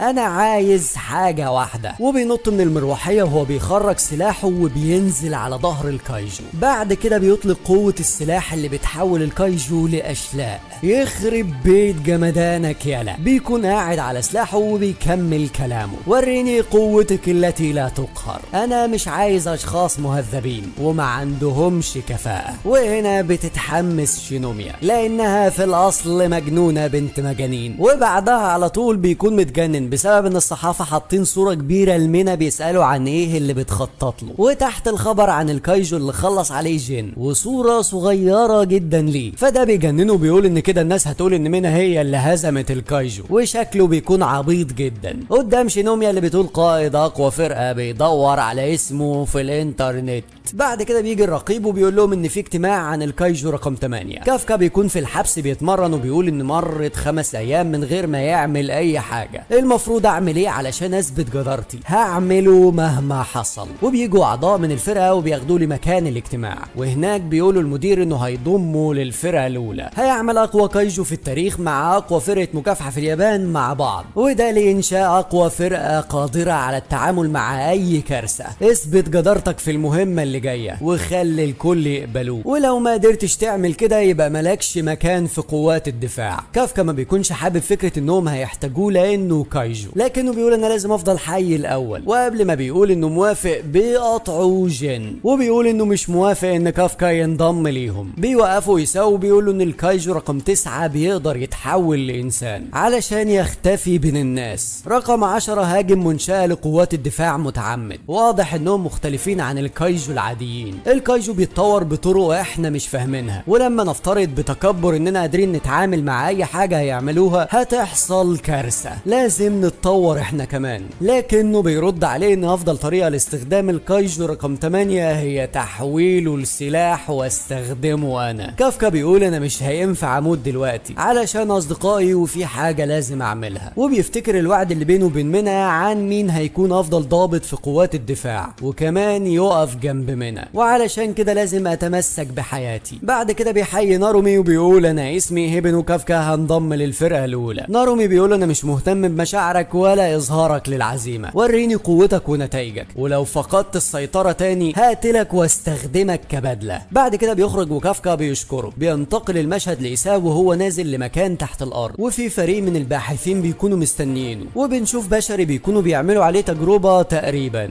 بيبصوا له إيساو. بعد كده بينتقل المشهد، بيحصل زلزال، وبنعرف ان في الفترة الاخيرة كانت بتحصل زلازل كتير، والناس كانت مفكرة ان الزلزال ده عادي وهيمر، ولكن فجأة مباني كتير بتبدأ انها تنهار، وبتظهر حفرة ضخمة جدا في نص المدينة.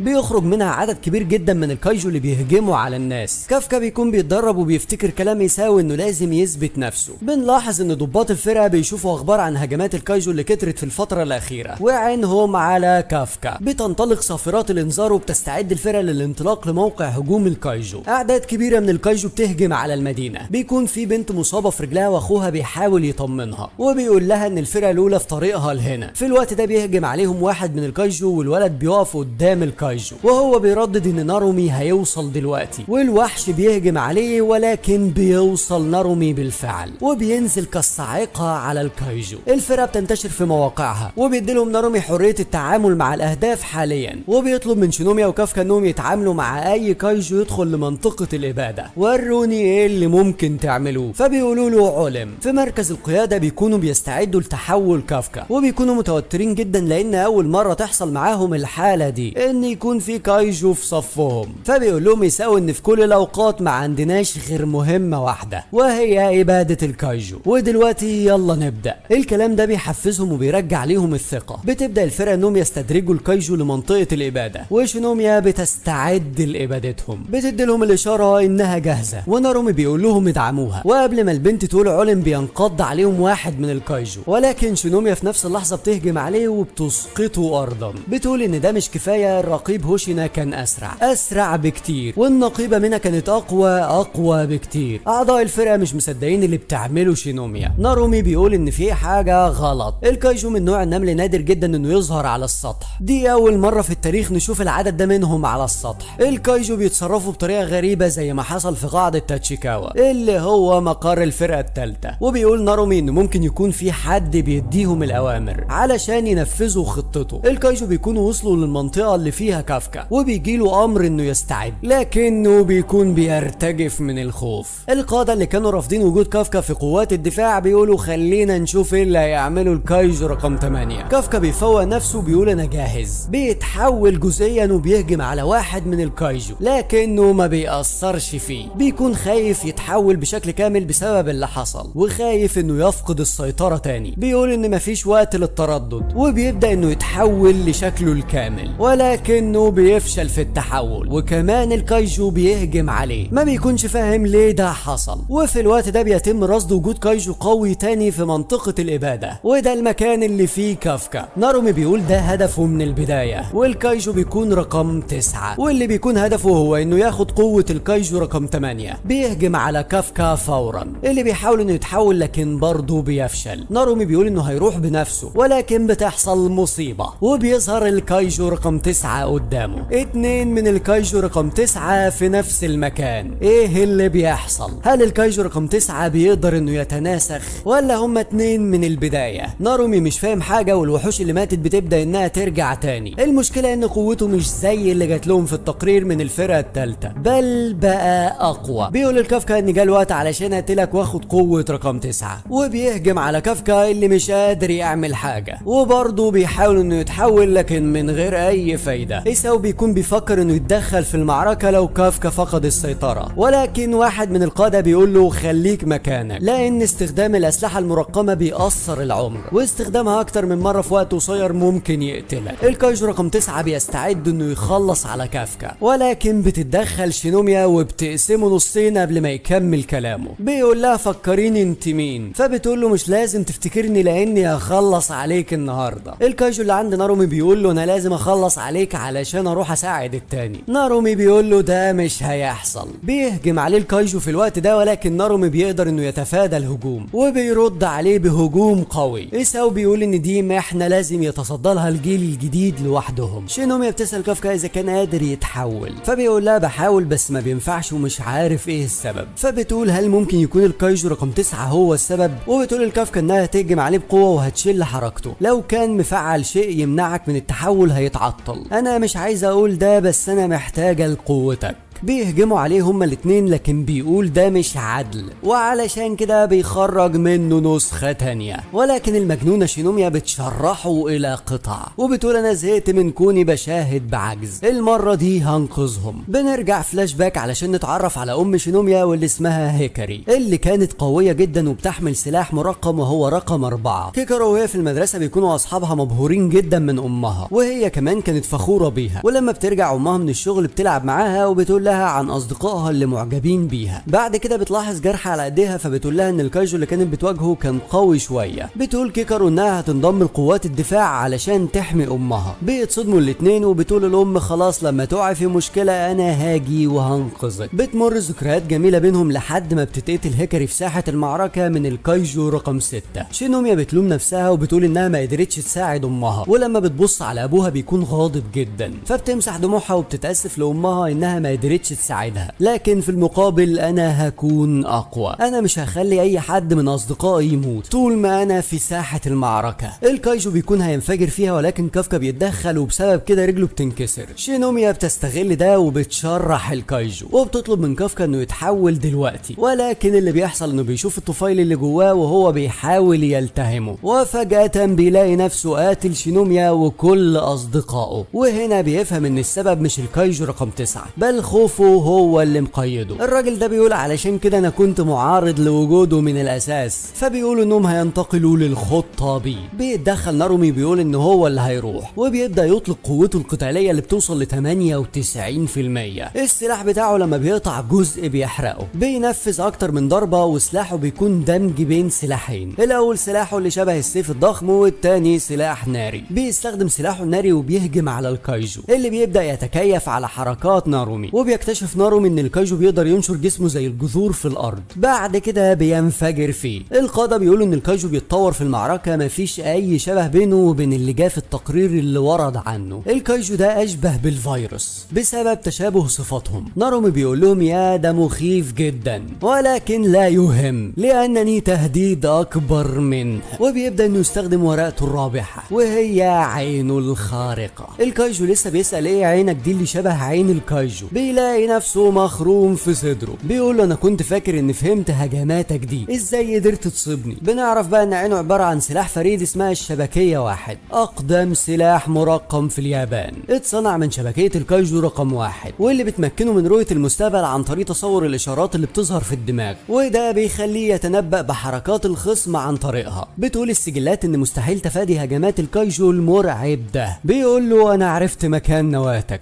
وبينزل عليه بيخرطه حرفيا. إيساو بيبص لكافكا وبيقول له ده دورك يا كافكا، لكن كافكا بيكون مش عارف ليه هو خايف بالشكل ده، خايف ان الكايجو يبلعه، خايف انه يقتل اصدقائه. بتسمعه شينوميا وبتقول له ده بقى السبب، اياك والاستهانة بيه، ومش انا لوحدي بل الجميع من الفرقة الثالثة، واكتر من كل ده انت نفسك ما تستهنش بقوات الدفاع. بيقول كافكا ايوه انا غبي، حد بالقوة دي مستحيل اقدر اقتله، ثق في اصدقائك. وبيبدأ انه يتحول، ورسميا واخيرا بيظهر الكايجو رقم 8. الكايجو رقم 9 بيكون ما استخدمش اصلا كامل قوته، وبيبدأ انه يرجع اللي ماتوا. كافكا بيشكر شينوميا وبيقول لها انا لسه مش واثق في نفسي، لكن انا واثق فيكم بنسبة 100%، وبيطلب منها انها تهتم بالنمل، وهو هيهجم على رقم 9. رقم 9 بيقول له انا مدين ليك يا رقم 8، لان اخر مرة انا اتعلمت كتير منك. وبيقدر انه يقيد حركة كافكا، وبيقول له انا دلوقتي اقدر اقتلك، ولكن المجنون بيكون اخترق جسد النملة واخد نواتها. بيقول للاسف دي للنملة، ولكن مش مهم، الدور الجاي عليك. ايه اللي حصل؟ كافكا اكتشف انه مخرجش قوة رقم 8 ابدا، ولكن لما سمح له يسيطر عليه عرف ازاي يستخدم قوته اكتر من الاول، وبينزل على الكايجو بلكمة قوية جدا. وهو بيقول ايه اللي حصل، هو ليه مختلف المرة دي؟ واللي بيحصل انه مش بيتحول لاشلاء، ده بيسيح حرفيا. والكل منبهر من قوة الكايجو رقم 8 اللي ظهرت اخيرا. إيساو بيقول انه منبهر بالجيل الجديد اللي بيقدروا انهم يعملوا حاجات محدش كان يقدر يتوقعها. ولأول مرة بيقول نارومي وهيبنو وكيكورو احسنتم عملا. البنت بتفرح بشكل مش طبيعي، ولكن على الجانب الاخر نارومي مش مرتاح للي بيحصل، في حاجة غلط. هل رقم 9 كان هنا علشان قوة الكايجو رقم 8 بس، ولا في حاجة تانية؟ وبالفعل في حاجة تانية. بيقول الكافكا من المؤسف اني ما قدرتش اسرق قوتك، لكني هحقق هدفي التاني. وبنكتشف ان النسخة الحقيقية موجودة في المقر وكان متخفي، وهدفه هي قوة الكايجو رقم 2 واللي بيمتلكها إيساو. نارومي وكافكا بيجروا بأقصى سرعة عندهم علشان يلحقوه. شينوميا مصدومة وبتجري هي كمان. الكايجو رقم 9 شكله مختلف تماما، بيهجم على واحد من الموجودين، ولكن إيساو بيتدخل وبيصد الهجمة، وبيعرف ان هدفه قوة رقم 2. بيطلب إيساو من القادة انهم يخلوا المكان، وبيبدأ انه يخرج سلاح الكايجو رقم 2. الكايجو رقم 9 بيقول انا مش مصدق ان النسختين بتوعي اتدمروا بالسرعة دي، المفروض ان قوتهم بتعادل قوتي قبل ما اغير جلدي. الراجل ده بيقول ان المفروض قوة رقم 9 هي 8.5، وده بناء على تقرير الفرقة الثالثة، يعني المفروض إيساو يقدر يتعامل معاه حاليا. ولكن اللي بيحصل مختلف، الكايجو بيكون قوي جدا وبيدمر دراع إيساو، بيهجم عليه بلكمة تانية ولكن مش بالسهولة دي. إيساو بيفتكر بنته ومراته، بيقول ان رغم قوتك الا اني هقضي عليك هنا. نارومي في طريقه للمكان وبيجري باقصى سرعه عنده. واحد من الفريق واسمه كوروسو بيقول ان تم اخلاء المكان، وبيطلب منه انه يخلي المكان هو كمان، فبيقول له انه مش هيقدر لان الكايجو رقم 9 بيقدر يحدد مكانه ومستحيل اقدر اهرب منه، وبيطلب منه انه هو يهرب. لكن كوروسو بيفتكر قد ايه كان بيتطلع لإيساو ومنبهر بيه، فبيرفض يسيبه وبيقول انه هيساعده على تحقيق الانتصار، لان دي مهمتي، ارجوك خليني جنبك لحد النهايه. فبيوافق إيساو وبيقول له يلا بينا نخلص عليه. وبيبدأ إيساو انه يستخدم السلاح بكامل قوته، وده بيأثر عمر المستخدم، ولكن القوة اللي بيديها لك بتعادل داي كايجو في هيئة بشري. إيساو بيستخدم القوة وبيسدد لكمة، لكن برضه من غير اي فايدة، لكن بيستمر بالهجوم بكل قوته، وبيقدر انه يقطع راس الكايجو لكنه لسه حي. وبيبدأ الكايجو انه يسدد له لكمات اكتر. إيساو مش قادر يعمل اي حاجة، وبيقول ان كل لكمة بتفكره هو قد ايه بقى ضعيف، ما بقاش فيه اي اثر للقوة القوة اللي كانت عنده هو جنب زوجته. إيساو خلاص على حافة الهلاك وأعضائه اتضررت بشكل كبير، لكنه بيقوم وبيقول لكارسو احنا هنقضي عليه، وبيطلب منه استخدام كل الدوائر اللي باقية للهجوم. بيكون أكبر عضلات رقم 2 إنها تنتقل لدراعه اليسرى، وده هيخليه عاجز عن القتال تاني. كورسو بيقول له وقف، لكن إيساو بيقول له مش مهم، الجيل الجديد أقوياء بالفعل، كل اللي فاضل لي هو المعركة دي واللحظة دي، كل اللي عليا إني أخلص على رقم 9 حتى لو خسرت حياتي زي ما هي عملت مع رقم 6. وبيبدأ في ضخ كمية طاقة هائلة بيهجم عليه الكايجو في الوقت ده. وفي اللحظة دي بيتكلم مع زوجته عن إنهم ما توقعوش إن بنتهم تكون عايزة تنضم لقوات الدفاع، وبتقول إنها لو كانت هتختار الطريق ده فأنا هدربها بشكل جيد حتى لو كانت هتتأذي علشان تمتلك القوة لتنجو، وعلشان كده مهمتك إنك تكون لطيف معاها أكتر. بيقدر إنه يصد لكمة الكايجو، بيقول إنه ما قدرش يعمل حاجة لبنته كأب، وبيضخ طاقة جبارة وبيقول أقل حاجة بالضربة الوحيدة دي هقدر أخلص على التهديد ده علشان ما يكونش موجود في مستقبلها. وبيديله لكمة قوية جدا بتنشئ انفجار طاقة رهيب جدا، وده بيكون الانفجار الرئيسي للرقم 2. النواة بتبدأ إنها تنكشف، ولكن الكايجو رقم 9 بيقول إنه استعد للهجوم ده قبل ما يجي هنا، وبيبدأ إنه يغير هيئته علشان يحول جسمه بالكامل لحالة الدفاع. لكن إيساو بيديله الانفجار التاني، والكايجو بيقول مستحيل على بشري إنه يعمل كده. الانفجار بيكون قوي جدا. بيشوفوا كافكا ونارمي وهم في اتجاههم للمكان، وما بيكونوش فاهمين ايه اللي بيحصل. المكان مغطى بالتراب، وبيبدأ يظهر المشهد وإيساو واقف قدام الكايجو اللي اتضرر بشكل كبير من الانفجار، لكن للأسف النواة لسه سليمة. وبيستولي الكايجو على جسد إيساو اللي ما بيكونش قادر انه يتحرك نهائي. بيوصل كافكا ونارمي ولكن بيكون اتأخروا جدا. الكايجو بيكون سيطر على جسد إيساو. نارمي بينادي على إيساو، والكايجو بيقول له إيساو تقصد سلاح الكايجو، انا قتلته واندمجت معاه. شينوميا بتوصل في الوقت ده وهي مش مصدقه وبتطلق عليه النار، لكن من غير اي فايده. وهنا بيوري لها انه فعلا سيطر على ابوها. نارومي بيهجم عليه ولكن برضه مش بيأثر فيه. بيفتكر كلام إيساو ليه وهو بيقوله لما هتتشكل اقوى واحده انا هسيب ساحه المعركه للابد، انا هسيب قوات الدفاع والامه دي على كتفك يا نارومي. بيستعد للهجوم على الكايجو اللي بيقول انا اسف لكن لازم انسحب دلوقتي، لانه بيحصل له استجابه رفض بعد اي اندماج. نارومي بيقول له في احلامك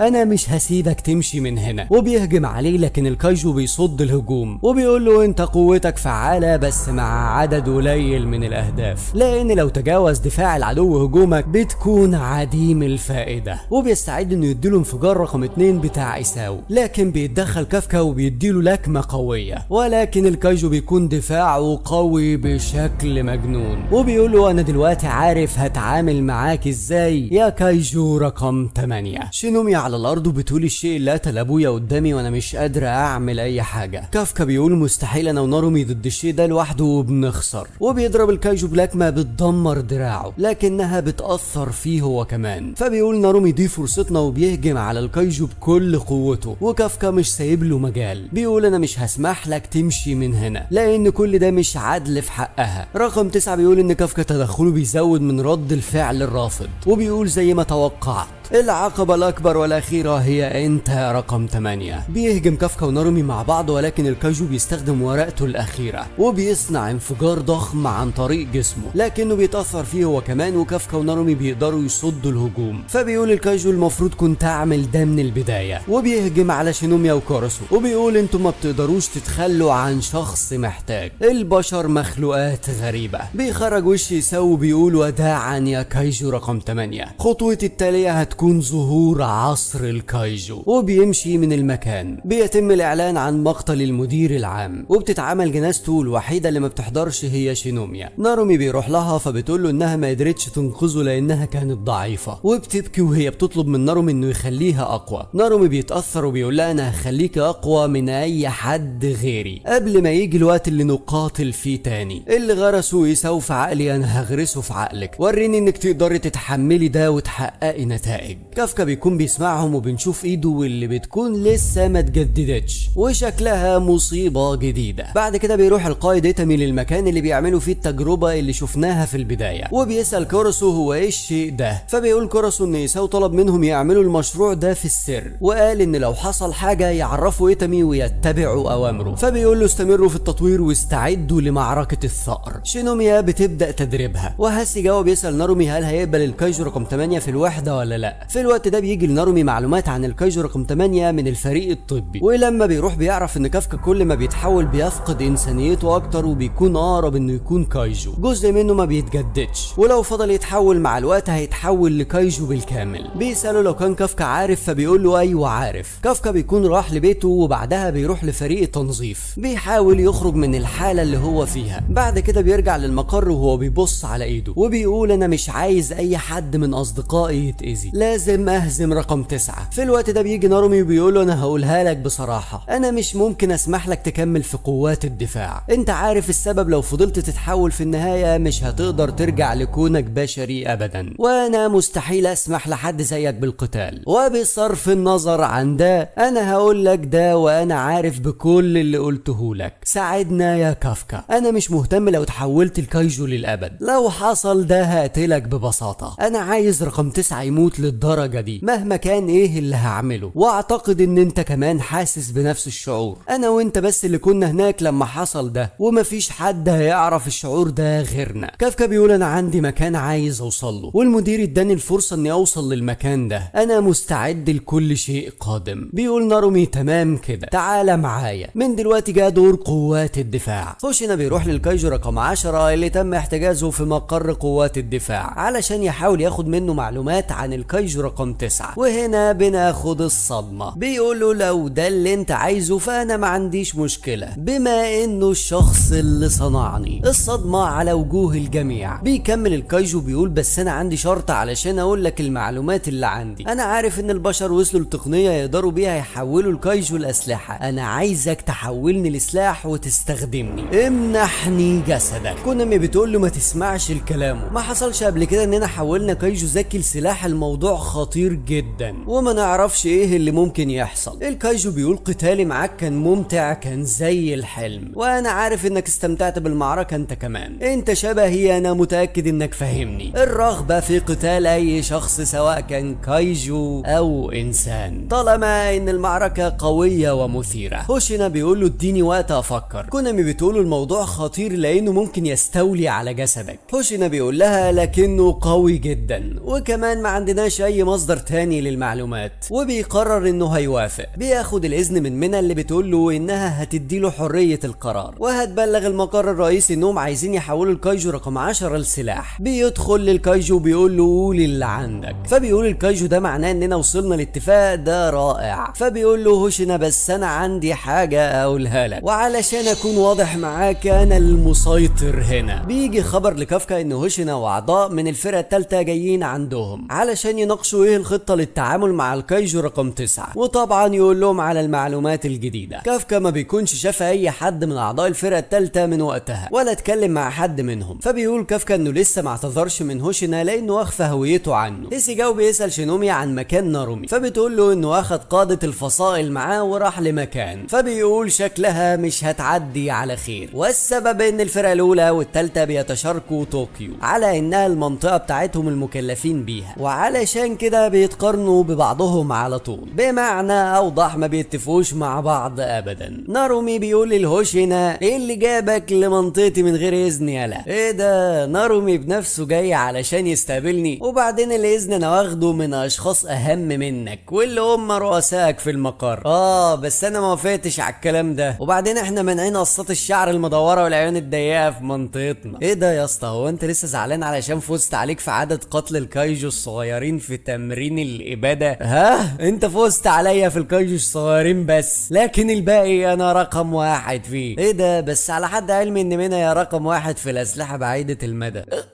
اخرس يالا من الاخر، انا مش بحبك فاخرج من هنا دلوقتي. بيجي هيسيجاو في الوقت ده وبيخلص الليله. بعد كده بياخدهم علشان يبداوا المؤتمر، واللي فيه بيجتمع القاده من جميع الفرق علشان يناقشوا ازاي هيقووا دفاعاتهم ضد الكايجو رقم 9. وبيبدا هوشينا يقول المعلومات اللي عنده. كارثه رقم رقم 9 مش من النوع اللي ممكن اي فرقة لوحدها تتعامل معاها. وبعد ما بيقول لهم ان رقم 9 هو اللي صنع رقم 10، الكل بيدخل في حالة من الصدمة. كايجو قادر انه يصنع وحش قوته بتوصل ل9. رقم 9 هو الكايجو الاول من نوعه اللي بيقدر يصنع كايجو جديد وقوي، ده غير ان في مصيبة اكبر. رقم 10 بيقول انه مجرد نموذج اولي، انا عايز اقاتل النماذج المكتملة اللي جت بعدي. بيكمل هوشينا وبيقول انه يقال ان قوات الدفاع اليابانية عندها القدرة على قتال 5 كايجو اقوياء في وقت واحد، بس الرقم ده بيقل لو كان اي واحد منهم قوته اكبر من 9. فلو رقم 9 قادر انه يصنع كايجو اقوياء بارقام اكبر وما قدرناش نشتغل مع بعض علشان نتجاوز حدود فرقنا، البلد دي هتهلك. وفي الوقت ده بيجي مشهد لرقم 9 في هيئة ايساو، وبنشوف حواليه شرنقات وبداخلها الكايجو اللي صنعهم، وشكلنا داخلين على مجزرة. احد القادة ويدعى اوجاتا بيقول انه ممكن يكون الكايجو رقم 10 بيكذب، فبيقول هوشينا ان ده ممكن، ولكن البيانات بتقول ان عدد الكايجو زاد في الفترة الاخيرة. وزي ما انتوا عارفين ان في معلومات كتير بنجهلها عن الكايجو، لكن في نظرية هي الاقرب. في ظاهرة بتحصل بسبب الطاقة الهائلة والتشوه اللي بيحصل بسبب الصدوع التكتونية. واحد يقول لي ايه الصدوع الميكانيكية دي يا صاحبي؟ يا اسطى على اسئلتك يا عم، ظاهرة عبارة عن شقوق بتحصل في القشرة الارضية، وبس ده اللي انا فهمته من تشات جي بي تي.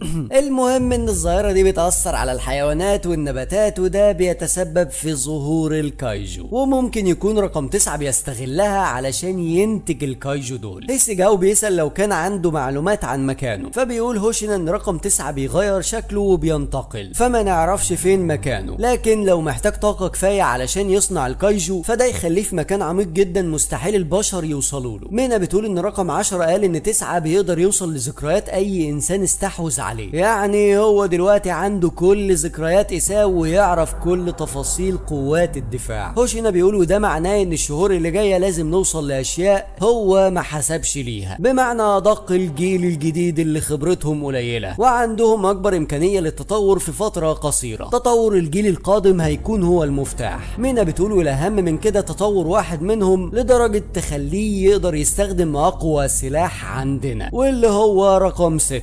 السلاح اللي بيتقال عنه انه الاقوى والاخطر، بمعنى هنخلي ملك الكايجو القديم يواجه الحالي، والشخص المرشح انه يقدر يستخدم السلاح الجبار كانت درجاته في امتحان القبول عاديه، مفيش اي حد من الفرق التانية كانوا يعرفوا انه موجود اصلا، واسمه هو ايتشيكاوا رينو. اوجاتا بيكون مصدوم لان رينو حاليا في الفرقه بتاعته، واوجاتا كان واحد من افراد فرقه هيكاري وميكيكارو. بيقول اكره اني اقول كده بس الكايجو رقم 6 كان مش بس قوي وقوته وصلت ل 9.6، لكن كان بيقود الكايجو كمان، كان فعلا يستحق لقب ملك الكايجو، واللي زي ما قلنا هو اللي قتل هيكاري. في الوقت ده بيوصل رينو بيقول لوجاتا انه هيتحط في اختبار علشان يحصل على سلاح رقم 6. الاسلحه المرقمه قويه جدا، لو مع شخص ماهر ممكن يهزم بيها داي كايجو لوحده، واقوى الاسلحه دي واختارها هو رقم 6. انا عارف ان ما ينفعش اقول لك كده بس اعتقد انك لازم ترفض. رينو بيفكر في كافكا اللي وافق انه ينضم لقوات الدفاع بصفته الكايجو رقم 8،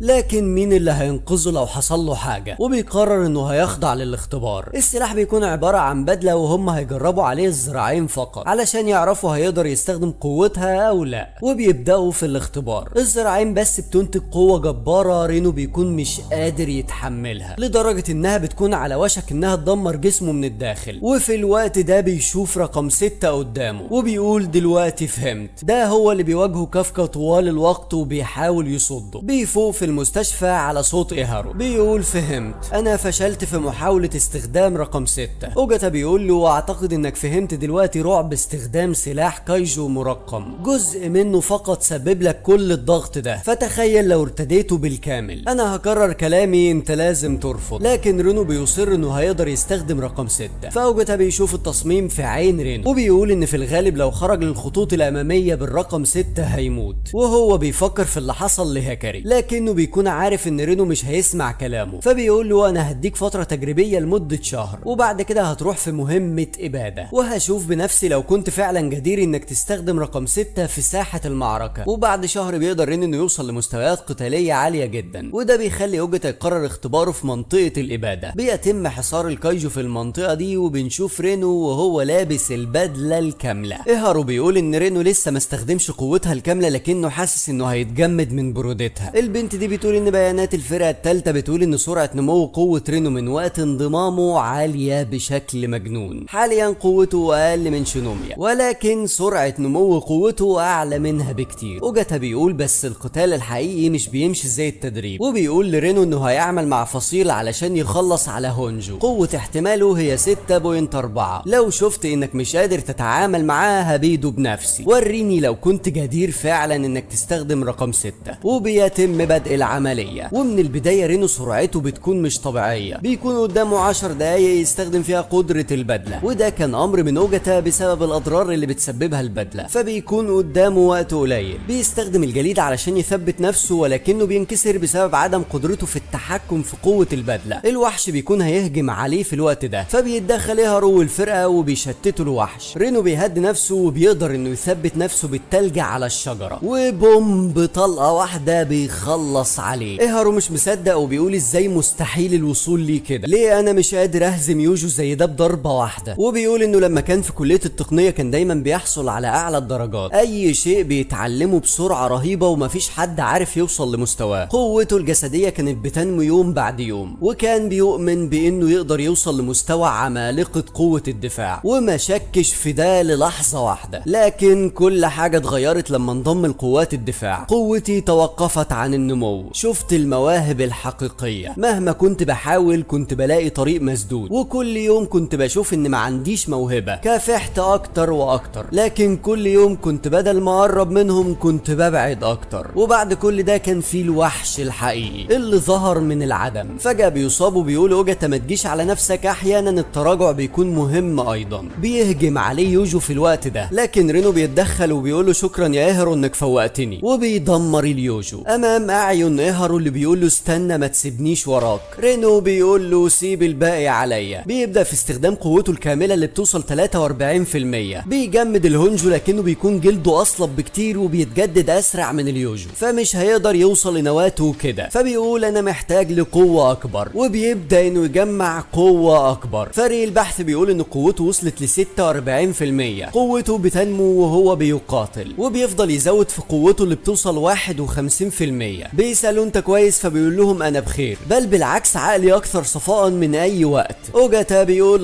ده مش كويس. رينو بيستمر في طلب قوة اكبر. لو كنت اقوى فما كانش كافكا ولا ايهارو اتصابوا باذى. عينه بتبدأ تتحول للون الاحمر، وقوته بتزيد بشكل مجنون. عضلات رجله بتتمزق من سرعته، وبيهجم بشكل مجنون على الكايجو. لكن فريق البحث بيقول ان ضغط دمه بيرتفع، وبيحصل له تمزقات عضلية في 6 اماكن. جسده مش قادر يتحمل القوة، وبيكونوا فاكرين ان رقم 6 خلاه يفقد السيطرة. لكن اوجاتا بيقول لا، دي طبيعته الحقيقية. لما بيتزامن مستخدم سلاح ارقام مع الطاقة الهائلة وخلايا الداي كايجو، ده بيعزز بشكل كبير كمية وسرعة النواقل العصبية في الدماغ، ونتيجة ده بتتضخم طبيعة ورغبة المستخدم الحقيقية، واعتمادا على شخصيته ممكن يتسبب ده في تدميره. ايه الكلام المعقد ده؟ بص يا صديقي، بكل بساطة اللي بيحصل هنا ان السلاح بيضخ جوه جسم المقاتل كمية هائلة من الطاقة المستخرجة من الداي كايجو نفسه. التأثير ده بيوصل للدماغ كمان، فبيرفع معدل وسرعة النواقل العصبية اللي بتنقل الاشارات في المخ والجسم. النتيجة ان قدرة التفكير وردة الفعل وسرعة الحركة بتكبر بشكل خارق. طب وايه المشكلة؟ ده حاجة كويسة. هي كويسة، ولكن في جانب خطير جدا، لان الدماغ هنا بيبقى في حالة نشاط مفرط، فبيتضخم كمان الجانب النفسي الداخلي للشخص، يعني رغبته، ميوله، وحتى عيوب شخصيته بتبان بشكل اكبر. فلو المقاتل شخص طيب وعنده سيطرة قوية على نفسه هيقدر يوظف الطاقة دي صح. لكن لو عنده مشاعر سلبية، رغبات مدمرة، او شخصية غير متزنة، الطاقة نفسها ممكن تبتلعه وتدمره من الداخل، او تخليه يفقد السيطرة. على سبيل المثال صاحبنا هنا كل اللي شاغل تفكيره انه لازم يكون اقوى علشان يحمي الناس المهمين عنده، وزي ما شفنا من بداية الانمي وهو بيفكر بالشكل ده. ضيف بقى عليها قوة البدلة اللي بتضخم عنده الرغبة في زيادة قوته، ويا لها من مصيبة، لان جسمه لسه ما تكيفش مع القوة المفرطة اللي خارجة من البدلة، وده حرفيا بيدمره. فبيقول اوجاتا انه لو رينو ما قدرش يتحكم في نفسه مش هيسمح له يستخدمها تاني. ايهارو بيقول ان لما رينو فشل في استخدام رقم 6 جزء منه حس بالراحة، وبيلوم نفسه على ده. في الوقت ده رينو كان واقع في الفخ، ومن كتر التفكير بدأ يفقد عقله عقله وما بقاش قادر يتحكم في افكاره. قوته بتكون جبارة، لكن زي ما قلنا كل ما قوته بتزيد كل ما هيأذي نفسه اكتر. بيقفل الطريق حتى على اصدقائه. اوجاتا بيقول ان رينو رافض ان حد يساعده علشان حسه بالمسؤولية الغير طبيعي. بيجمد 50% من جسم الهونجو، لكنه وصل ل 16 تمزق عضلي. بيستمر في تحركاته المفرطة لحد ما بتنكسر رجله. اوجاتا بيكون خلاص هينهي الاختبار، ولما رينو بيسمع ده افكاره في الوقت ده بتروح لانه ضعيف جدا وانه مش هيقدر ينقذ حد. ولكن في الوقت ده بيتدخل ايهارو اللي بيقول لاوجاتا اديني انا ورينو وقت اكتر. اوجاتا بيقول المنطقة دي خطيرة دلوقتي، يخرج من عندك، لكنه بيفضل مكمل واوجاتا ما بيكونش مصدق وبيسأل عن قوة ايهارو القتالية الحالية، فبيقولوا انها 24. بيقول مستحيل، ازاي ده 24 بس؟ ايهارو بيقول انا عارف ان رينو هينجح، وبيدمر الجدار الجليدي وبيروح لرينو اللي بيبدأ انه يستعيد نفسه. وايهارو بيشيله وبيقولوا ان باقي الفرقة بيشتتوا الهونجو حاليا، انا هخلي النواة في نقطة تقدر تهاجمها، واضرب انت من مسافة بعيدة. رينو بيقوله بس انت كده هتكون في خطر، فبيرميه وبيقول له بطل تقل مني، يلا انا اكبر منك ولازم تسمع كلامي. بيضحك رينو بيقوله انت مدهش، كل مرة بحس فيها بالخوف انت اللي بتفوقني، انا هعتمد عليك. وبيبدأ ايهارو في تنفيذ الخطة. اوجاتا بيقول ازاي هيقدر يكشف النواة بقوة قتالية 24%، وبيجيله الرد الفوري، فبيقول مستحيل دي تكون 24%، وبيطلب من فريق البحث يتابعوا قوته، والصدمة انه بيوصل 41%. بعد كده بتنزل تاني وتطلع، فبتقول البنت دي ان قوته القتالية بترتفع في اللحظة اللي بيندمج فيها بالقتال. بيقول اوجاتا ده معناه انه من نفس نوعي، لما بتكون ارقامه جيدة بتوصل لارقام رينو، لو قدر يتعلم ازاي يستخدم قوته هيكون شخص مميز. ايهارو بيقول انا متأكد ان الطريق ده كمان هيوصل لنفس الجدار كالعادة، بس المرة دي هلكمه وهستمر في اللكم، وفي النهاية هوصل لك يا رينو. ايهارو بيكون وصل لمرحلة خرافية من التركيز، وبيقدر انه يصيب الهونجو ويكشف نواته، وبيدي الاشارة لرينو اللي بيطلق النار فورا على الهونجو، وبيدمر نواته لكي ينتهي الامر اخيرا. بيجري ايهارو على رينو وبيحتفلوا بانتصارهم الرائع. اوجاتا بيقول لرينو انه نجح في الاختبار وهيسلمه دور للدفاع عن البلد. بيوصل الخبر لكافكا اللي بينصدم وبيكون مرعوب على رينو، وبيقول ازاي رينو هيلبس بدلة رقم 6 ويواجه الشيء ده، وبيكون رافض ده، لكن شينوميا بتوقفه وبتقول انا قلت لك قبل كده ما تقللش مننا، رينو جندي هو كمان. بيفضل يفكر في كلام شينوميا وبيقول فعلا رينو قوي بشكل مذهل، وبدأ يخلي الناس تكتشف ده بقوته الخاصة. لكن انا عملت ايه؟ هل حققت اي حاجة بقوتي انا؟ هل قدرت اني احمي اي حد؟ مفيش حد محتاجني، هم محتاجين للكايجو رقم 8. بيكون هوشينا في المكان وبيقول له ايه الكآبة اللي انت فيها دي؟ انت فاكر انك هتاخد مكاني بجانب منى وانت في الحالة دي؟ وبيهجم عليه بسرعة رهيبة بسلاحه. كافكا بيترعب منه، وهوشينا بيقول بس كده انا خدت حقي لما رعبتك بالشكل ده. بيعيط كافكا لانه كان شايل هم الاعتذار منه، وبيقول له انا كنت دايما عايز اعتذر. ما خلاص يلا، ما قلت لك متعادلين، بطل شغل الصعبانيات ده. وفي حاجة كمان، انا ممتن ليك لانك انقذت الفرقة الثالثة. وكلامي هنا مش للكايجو رقم 8 بل لهيبنو كافكا اللي اتحول قدام الكل وهو عارف العواقب. انا عرفت اللي بيحصل لجسمك، لو فضلت تتحول مش هتقدر ترجع تاني لهيئتك البشرية. انا ههزم رقم 9 وعلشان كده ما تتحولش تاني. كافكا بيبكي وبيقول ان هوشينا بيتظاهر بالقسوة، لكنه دايما كان الطف من اي شخص. بيشكره بيقوله ده مش حل، انا عايز الكل يقبلني بسبب قوتي انا عارف اني مش قوي كفاية علشان احميهم، بس انا مش عايز اشوف اي حد من اصدقائي يبكي، وعلشان كده انا هكون رقم 8 وهقاتل. هوشينا بيقول لو ما قدرتش امنعه يبقى لازم اخليه اقوى، وبيقوله تعالى ورايا انا هعلمك القتال. وبياخدوا الضريح موجود من زمن طويل، معمول للناس اللي ماتت وهي بتقاتل الكايجو، ومنهم اجداد هوشينا. زمان كان اساليب الناس في محاربة الكايجو بدائية، والمكان ده هو اللي مات فيه اكبر عدد من الناس على الاطلاق في قتال كايجو. لما هنموت الضريح ده هيضم ارواحنا، ودلوقتي تعالى واجهني، وريني انت اتطورت قد ايه. بيهجم كافكا عليه، ولكن مفيش اي شيء بينفع ضد هوشينا. مهما حاول انه يسدد له لكمه هوشينا بيتفاداها وبيبهدله، فبيقول زي ما توقعت مش هقدر عليه من غير ما اتحول. لكن هوشينا في الوقت ده بيقول له انت بقيت اقوى، من خلال جسدك اقدر اعرف انك ما فوتش يوم واحد في تدريبك، لكن ده مش كفايه. انت اتعودت على دفاعات رقم 8 وتجديده وقوته، لو فضلت مكمل كده من غير ما تهتم لنفسك فانت هتموت في النهايه. وبيديله لكمه قويه، بيفتكر كافكا انها زي لكمه ايساو. بيقول له هوشينا ان ده اسلوب الكتيبه القتاليه القتالية. ده فن قتال يدوي متوارث بيعتمد على خبرات طويلة في قتال الكايجو. شينوميا ايساو هو اللي اتقنه. انت ما بتقدرش تخرج قوة البدلة القتالية، وانك تتعلم سلاح مجرد تضييع وقت بالنسبة ليك، وعلشان كده على الاقل لازم اتاكد انك تتعلم ده قبل اليوم الموعود. رقم 9 مش الكايجو الاخير اللي هتواجهه، انت ليك مستقبل بعد كده، قاتل علشان تحقق الهدف ده. وفي النهاية تعالى واسرق مكاني جنب منى. دي هتكون قوتك انت مش قوة اي حد تاني اللي هتخلي ده ممكن. كافكا بيقول حاضر وهو بيبكي. حاضر يا لا، انت فاكر نفسك هتقدر تاخد مكاني بجد ولا ايه؟ وهم ماشيين كافكا بيشوف شخص شبيه بالساموراي شكله مرعب في الضريح، لكنه فجأة بيختفي وما بيكونش فاهم هو ايه ده. كافكا بيبدأ التدريب على الاسلوب اللي طلبه منه هوشينا، وكل اسبوعين هيمر عليه علشان يعرف تطوره. شينوميا بتجيله في الوقت ده وبتديله الموبايل اللي كان مسحوب منه، وبتقول له انت بقالك كتير ما اتكلمتش مع الجميع، روح اتكلم معاهم. بيكون مش عايز يتكلم معاهم لانه خايف من رد فعلهم. واول ما بيفتح التليفون بتجيله رسايل كتير جدا، بيكون فاكر انها رسايل محبطة بسبب انهم اكتشفوا انه كايجو وما بيكونش عايز يقراها. وفي الوقت ده بيكلمه رينو، بيقول له انت ليه ما كلمتنيش الفترة دي كلها؟ انت عارف انا كنت قلقان عليك قد ايه؟ فبيقول له كافكا انا كنت خايف ان مفيش حد فيكم يقبلني كفرد في الفرقة الثالثة بعد كده، وان الكل هيخاف مني بعد ما عرفوا ان الكايجو رقم 8. بيتدخل يهرو بيقول له اكيد احنا خايفين منك، القوة اللي عندك مش قوة بشري بل قوة كايجو، ولكن ده مش معناه اننا بنكرهك. انا شفتك بتعرض نفسك للخطر علشان تنقذنا، ازاي بعد ما شفنا ده نقول انك مش مننا؟ رينو بيقول مش انا ويهرو بس، الكل كان مستنيك ترجع ومؤمنين بده. شينوميا بتدخل عليه في الوقت ده وهو بيبكي، وبيقول لها انا غبي، وده بسبب ان كل الرسائل اللي وصلته كانت كلها دعم وتشجيع ليه. بعد كده بنكتشف ان ايساو لسه محافظ على جزء من وعيه بداخل الكايجو رقم 9، ولكن بيكون خلاص وصل لحدوده، وبيقول ان الشرنقات بتنمو بشكل تخطى توقعاته. وفي اللحظة دي بيخرج اول كايجو منها، ومن وقتها بتبدأ البلاغات عن ظهور الكايجو بشكل غامض في اماكن مختلفة. وهوشينا بيقول ان اللي بيشتركوا فيه كلهم ان الكايجو بيختفي قبل وصول قوات الدفاع، وبيعرض مشهد لواحدة من الكايجو، وبيقول من الواضح ان عندها ذكاء اكبر بكتير من الكايجو التقليدي، وده معناه ان كارثة رقم 9 اللي توقعناها بدأت. بيقولوا ان ده حصل بسرعة جدا على عكس كلام رقم 10 ليهم، وبيبدأوا يقولوا الاجراءات الدفاعية اللي مخططين ليها، واللي منها انهم فككوا بدلة رقم 1 علشان يدوها لنارومي، وفي كمان رقم 3 و5 و7 في عدد مرشحين اقوياء ليهم. ايساو خلاص بيقول ان وعيه بدأ يتلاشى وبيحمل الامانة للجيل الجديد. بعد كده بنروح للمشروع السري اللي كان ايساو مخبيه. يا عم يخرب بيت الافوره، في الاخر طلعت بدلة امها. انا من الافوره وان المشروع ده سري ومش عارف ايه وبحملك المسؤوليه بعد موتي، قلت ان امها هي اللي هترجع تاني بطريقه ما غير شرعيه يعني. نارومي بيقول لشينوميا انها هتاخد البدله واللي رقمها 4، وهي بتقول انها هتنتقم لابوها وبتطلب المساعده من امها. الكل بيستعد للمعركه المنتظره والتدريبات مكثفه. كافكا بيتدرب مع هوشينا وبيسدد له لكمه قويه، بيكون فرحان بيها جدا، فبيقول له امسك كده زيري بيو. بعد كده بيروح علشان ياكل على السطح، وهناك بيشوف منى، بيكون محرج منها وهيمشي لكنها بتنده عليه وبتقول له لما كنا صغيرين انت كنت دايما في المقدمه، ومع انك كنت بتكون خايف انت كمان كنت بتبتسم علشان تطمني، كنت بحس ان لو ظهر كايجو انت هتحمينا. بيقول لها انا كنت ولد مذهل وهو بيضحك، فبتقول له ان ده ما اتغيرش، انت اللي انقذت القاعده. وبعد كده بتقول ان هوشينا قال لها على قرار كافكا، وبتقول له انا بقيت قويه وما بقيتش احتاج انك تحميني ورا ظهرك، فما تحاولش تشيل كل حاجه لوحدك، احنا بينا وعد اننا هنبيد كل الكايجو مع بعض. بيفتكر رقم 9 وبيكون خايف لكنه بيبتسم، وبيقول لها طبعا انت عندك حق. بتسيبه وبتمشي وبتقول انت ما اتغيرتش ابدا، حتى ابتسامتك وانت بتحاول تتظاهر بالشجاعه، لكنه بيكون عازم انه يحمي المستقبل. وفي هذا الوقت بقول لك يا حلوه، انت مستنيه حد؟ ما تيجي ناكل مع بعض حاجه؟ اكيد، تعالى ناكل يا حيلتها انت وياه. في الوقت ده توكو صديق كافكا كان بيجوز بنته، وكافكا ما قدرش يحضر طبعا، وهو بيكون متوتر جدا، لكن بنته بتهديه وبتشكره على كل اللي عمله علشانها. وفي هذه اللحظه بيظهر كايجو من العدم وبيهجم على المكان، بيوصل لفريق العمليات الحفريات ان في كايجو هجم. لا،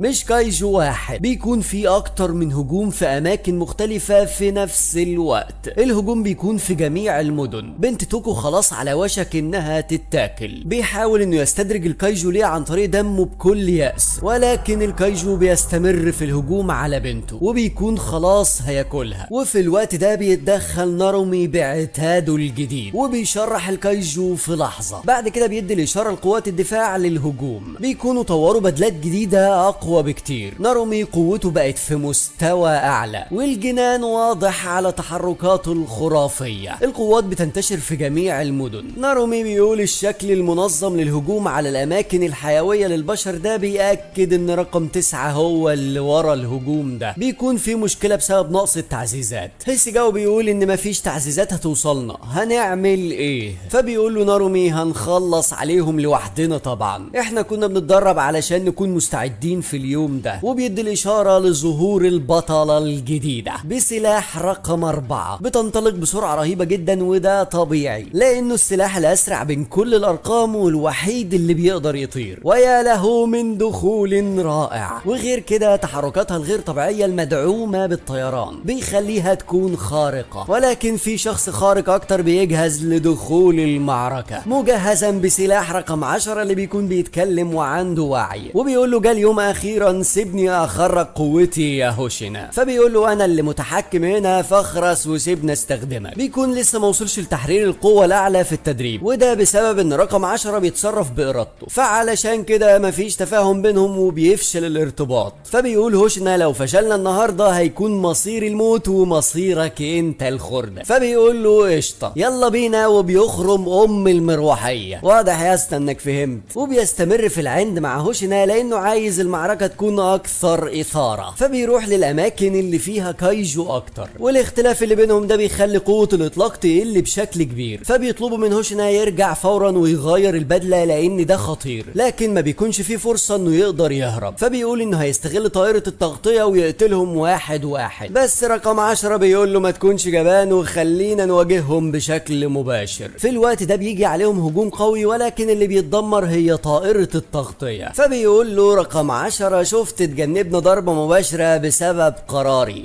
طبعا، بس لو كنت سمعت كلامي ما كانش كل ده حصل، لكن انا اللي غلطان لاني افتكرتك هتتعاون من البداية. انا ليه دايما بتعامل مع الناس العنيدة اللي ما بيتغيروش حتى لو ماتوا؟ رقم 10 عصيانك ليا هو عيب قاتل في اي سلاح. بالمعدل ده هيأمروا بالتخلص منك، لكن انا مش هينفع اموت هنا، وعلشان كده انا هجاريك. رقم 10 بيقول له ده المطلوب، اتبعني وكأن حياتك بتعتمد على ده. وفجأة قوة الاطلاق بتبدأ تزيد. بيهجم على الكايجو بيشرحهم بسرعة رهيبة لدرجة ان رقم 10 نفسه ما بيكونش عارف انه انتهى منهم. بعد كده بيروح للمدرج وبيطلب من رقم 10 انه يصد الهجوم ده لوحده. فبيقول له سهل جدا، ها ايه رأيك؟ رأيي انك فاشل في شظية جت فيا. بيفضلوا يستفزوا في بعض، ورغم ده قوتهم القتالية بتزيد وتعاونهم بيكون اقوى. بيوصل للكبير اللي فيهم وبيستخدم هجومه الخرافي المهارة رقم 6.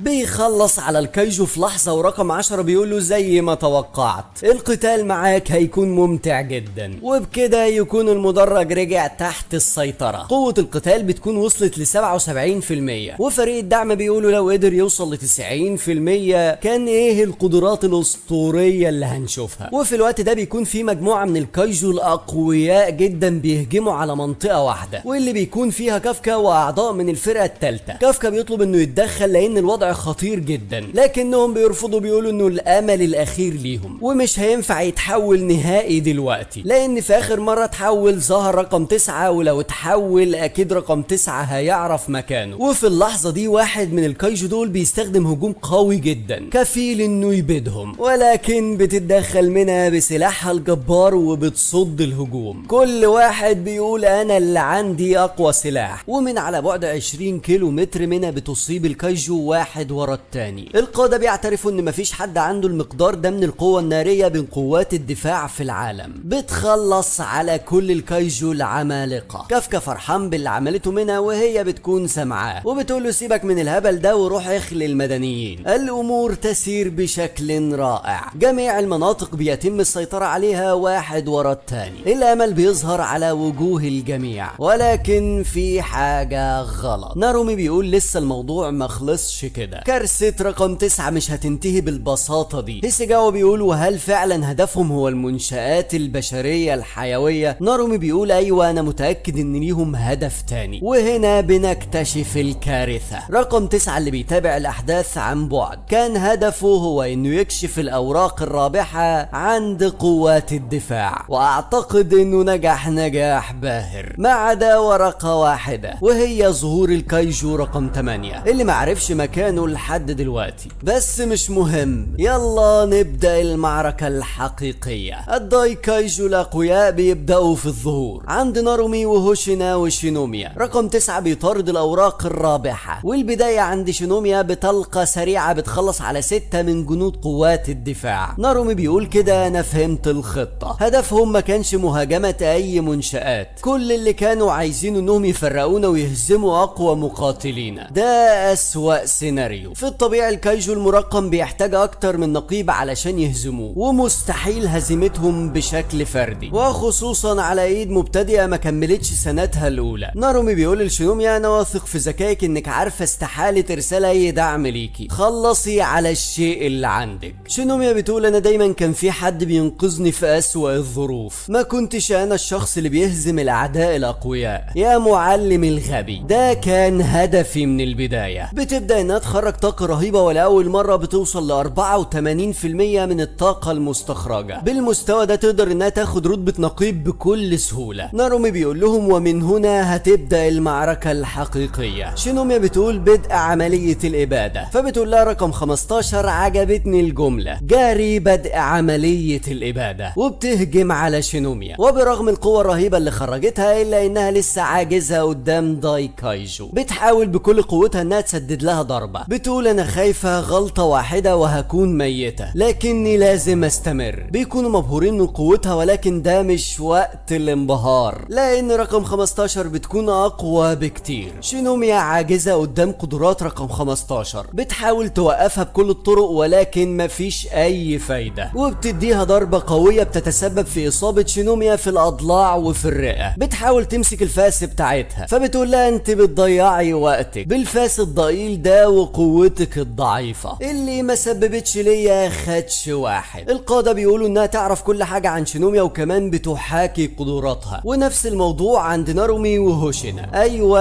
الكايجو بيكونوا مصممين علشان يواجهوا كل واحد منهم. نارومي بيكون نقطة ضعفه والحاجة المستحيل انه يتنبأ بيها هي المياه. هوشينا بيقول انه مستحيل كان يتوقع انه ينهزم في معركة بالشفرات. الكايجو بيكون قوي جدا في القتال قريب المدى زي هوشينا، وكأنه مصنوع علشان يواجهه. القادة بيقولوا ايوه هي دي الحقيقة، الحيوانات، الحشرات، الجراثيم، الفيروسات، حتى الكايجو. البشر دايما كانوا بيتعلموا ازاي يهزموا اعدائهم عن طريق دراستهم، ولأول مرة في التاريخ في حد درس البشر علشان يهزمهم. الكائنات دي اتصممت مخصوص لهدف واحد، وهو سحق قوات الدفاع. كافكا بيكون بيخلي المدنيين، وفي الوقت ده بيسمع رين وهي بتطلب من الضباط اللي قوتهم اقل من 60% يبعدوا عن المكان، وبيهجم عليها رقم 13. كافكا بيقول للناس يدخلوا بسرعة، لكنهم بيكونوا فقدوا الامل ومرعوبين. البنت دي بتساعد العجوزة اللي كانت بترتجف من الخوف، فبتقول لها ما تخافيش، مفيش حد يقدر يهزم قوات الدفاع، واكيد هيهزموهم في غمضة عين. كافكا بيسمعها وبيفتكر الوعد اللي بينه وبين مينا. بيحصل انفجار قوي جنب المكان، فبيجروا الناس بسرعة للداخل، وفي الوقت ده البنت بتقع منها البطاقات، فبيروح عندها كافكا وبيساعدها وبيقول لها انت عندك حق، قوات الدفاع عندها النقيب مينا والنقيب نارومي، كتير من الابطال الاقوياء، وعلشان كده ما تقلقيش. بتشكره وبيطلب منها انها تدخل الملجأ، وهو ماشي بتسأله انت عندك بطاقة؟ فبيقول لها لا، فبتقول له لو بقى عندك واحدة فانا هحصل عليها. بيبتسم كافكا اللي بيشعر بقليل من الامل، وبيتوجه لساحة المعركة علشان يساعدهم. رين بتكون وصلت لمرحلة اليأس. رقم 13 بيكون بيخلص على اعضاء فرقتها قدام عينها، وهي مش قادرة تعمل اي حاجة. الخوف بيتملكها لحد ما بتسمع من الدعم اسمها وبتفتكر نارومي، وهو بيقول لها انه هيرقيها لنقيب فصيل. بتقول لزميلها يهرب من هنا وبتستخدم سلاحها، لكن رقم 13 بيسدد لها ضربة قوية جدا. بتقول انا كنت بتمنى اني اني اكون اقوى واكون رقيب علشان يعترف نارومي بيا، وبصفتي نقيب فصيل وواحدة من فرقته ائتماني على الخطوط الامامية هو اعظم فخر عندي. بتستخدم كل قوتها وبتهجم على رقم 13 وهي عارفة انها مش هتقدر تفوز، لكنها بتكون واثقة في نارومي وبتقول ان هو اللي هيقدر. بترمي بقنبلة جليدية على الكايجو وبتهجم عليه وهي بتقول انا عارفة ان ده مش هيقتلك، لكن مجرد انك سبت ولو ثانية واحدة واستخلصت كل معلومة ممكنة فده فوز بالنسبة ليا. وفي اللحظة دي بيلتف عليها رقم 13 وبيسدد لها لكمة قوية جدا بتوصلها لمرحلة صعبة جدا. بتقول انا ما ينفعش افكر بالشكل ده، وانا نقيبة فصيل وواجبي اني اوهب حياتي فداء للوطن. انا عارفة ده كويس بس انا مش عايزة اموت. وقبل ما يخلص عليها رقم 13 بيوصل اخيرا البطل. بتقول له انت بتعمل ايه هنا؟ فبيتأسف له وبيقول انا عارف ان الاوامر اني ما اتدخلش، لكن انا هخالف الاوامر. بتقول له ما تعملش كده، احنا مش هينفع نخسرك هنا، ارجع. بيقول لها ما تقلقيش عليا، انا مش هخسر، سيب الموضوع عليا. هيبن وكافكا لا، الكايجو رقم 8 هيدخل المعركة. المهم يا صديقي اتمنى تكون استمتعت بالملخص. ما تنساش تدوس على زر اللايك وتشترك في القناة علشان ما يفوتكش اللي جاي. تحية من اخوك رضوان، سلام عليكم.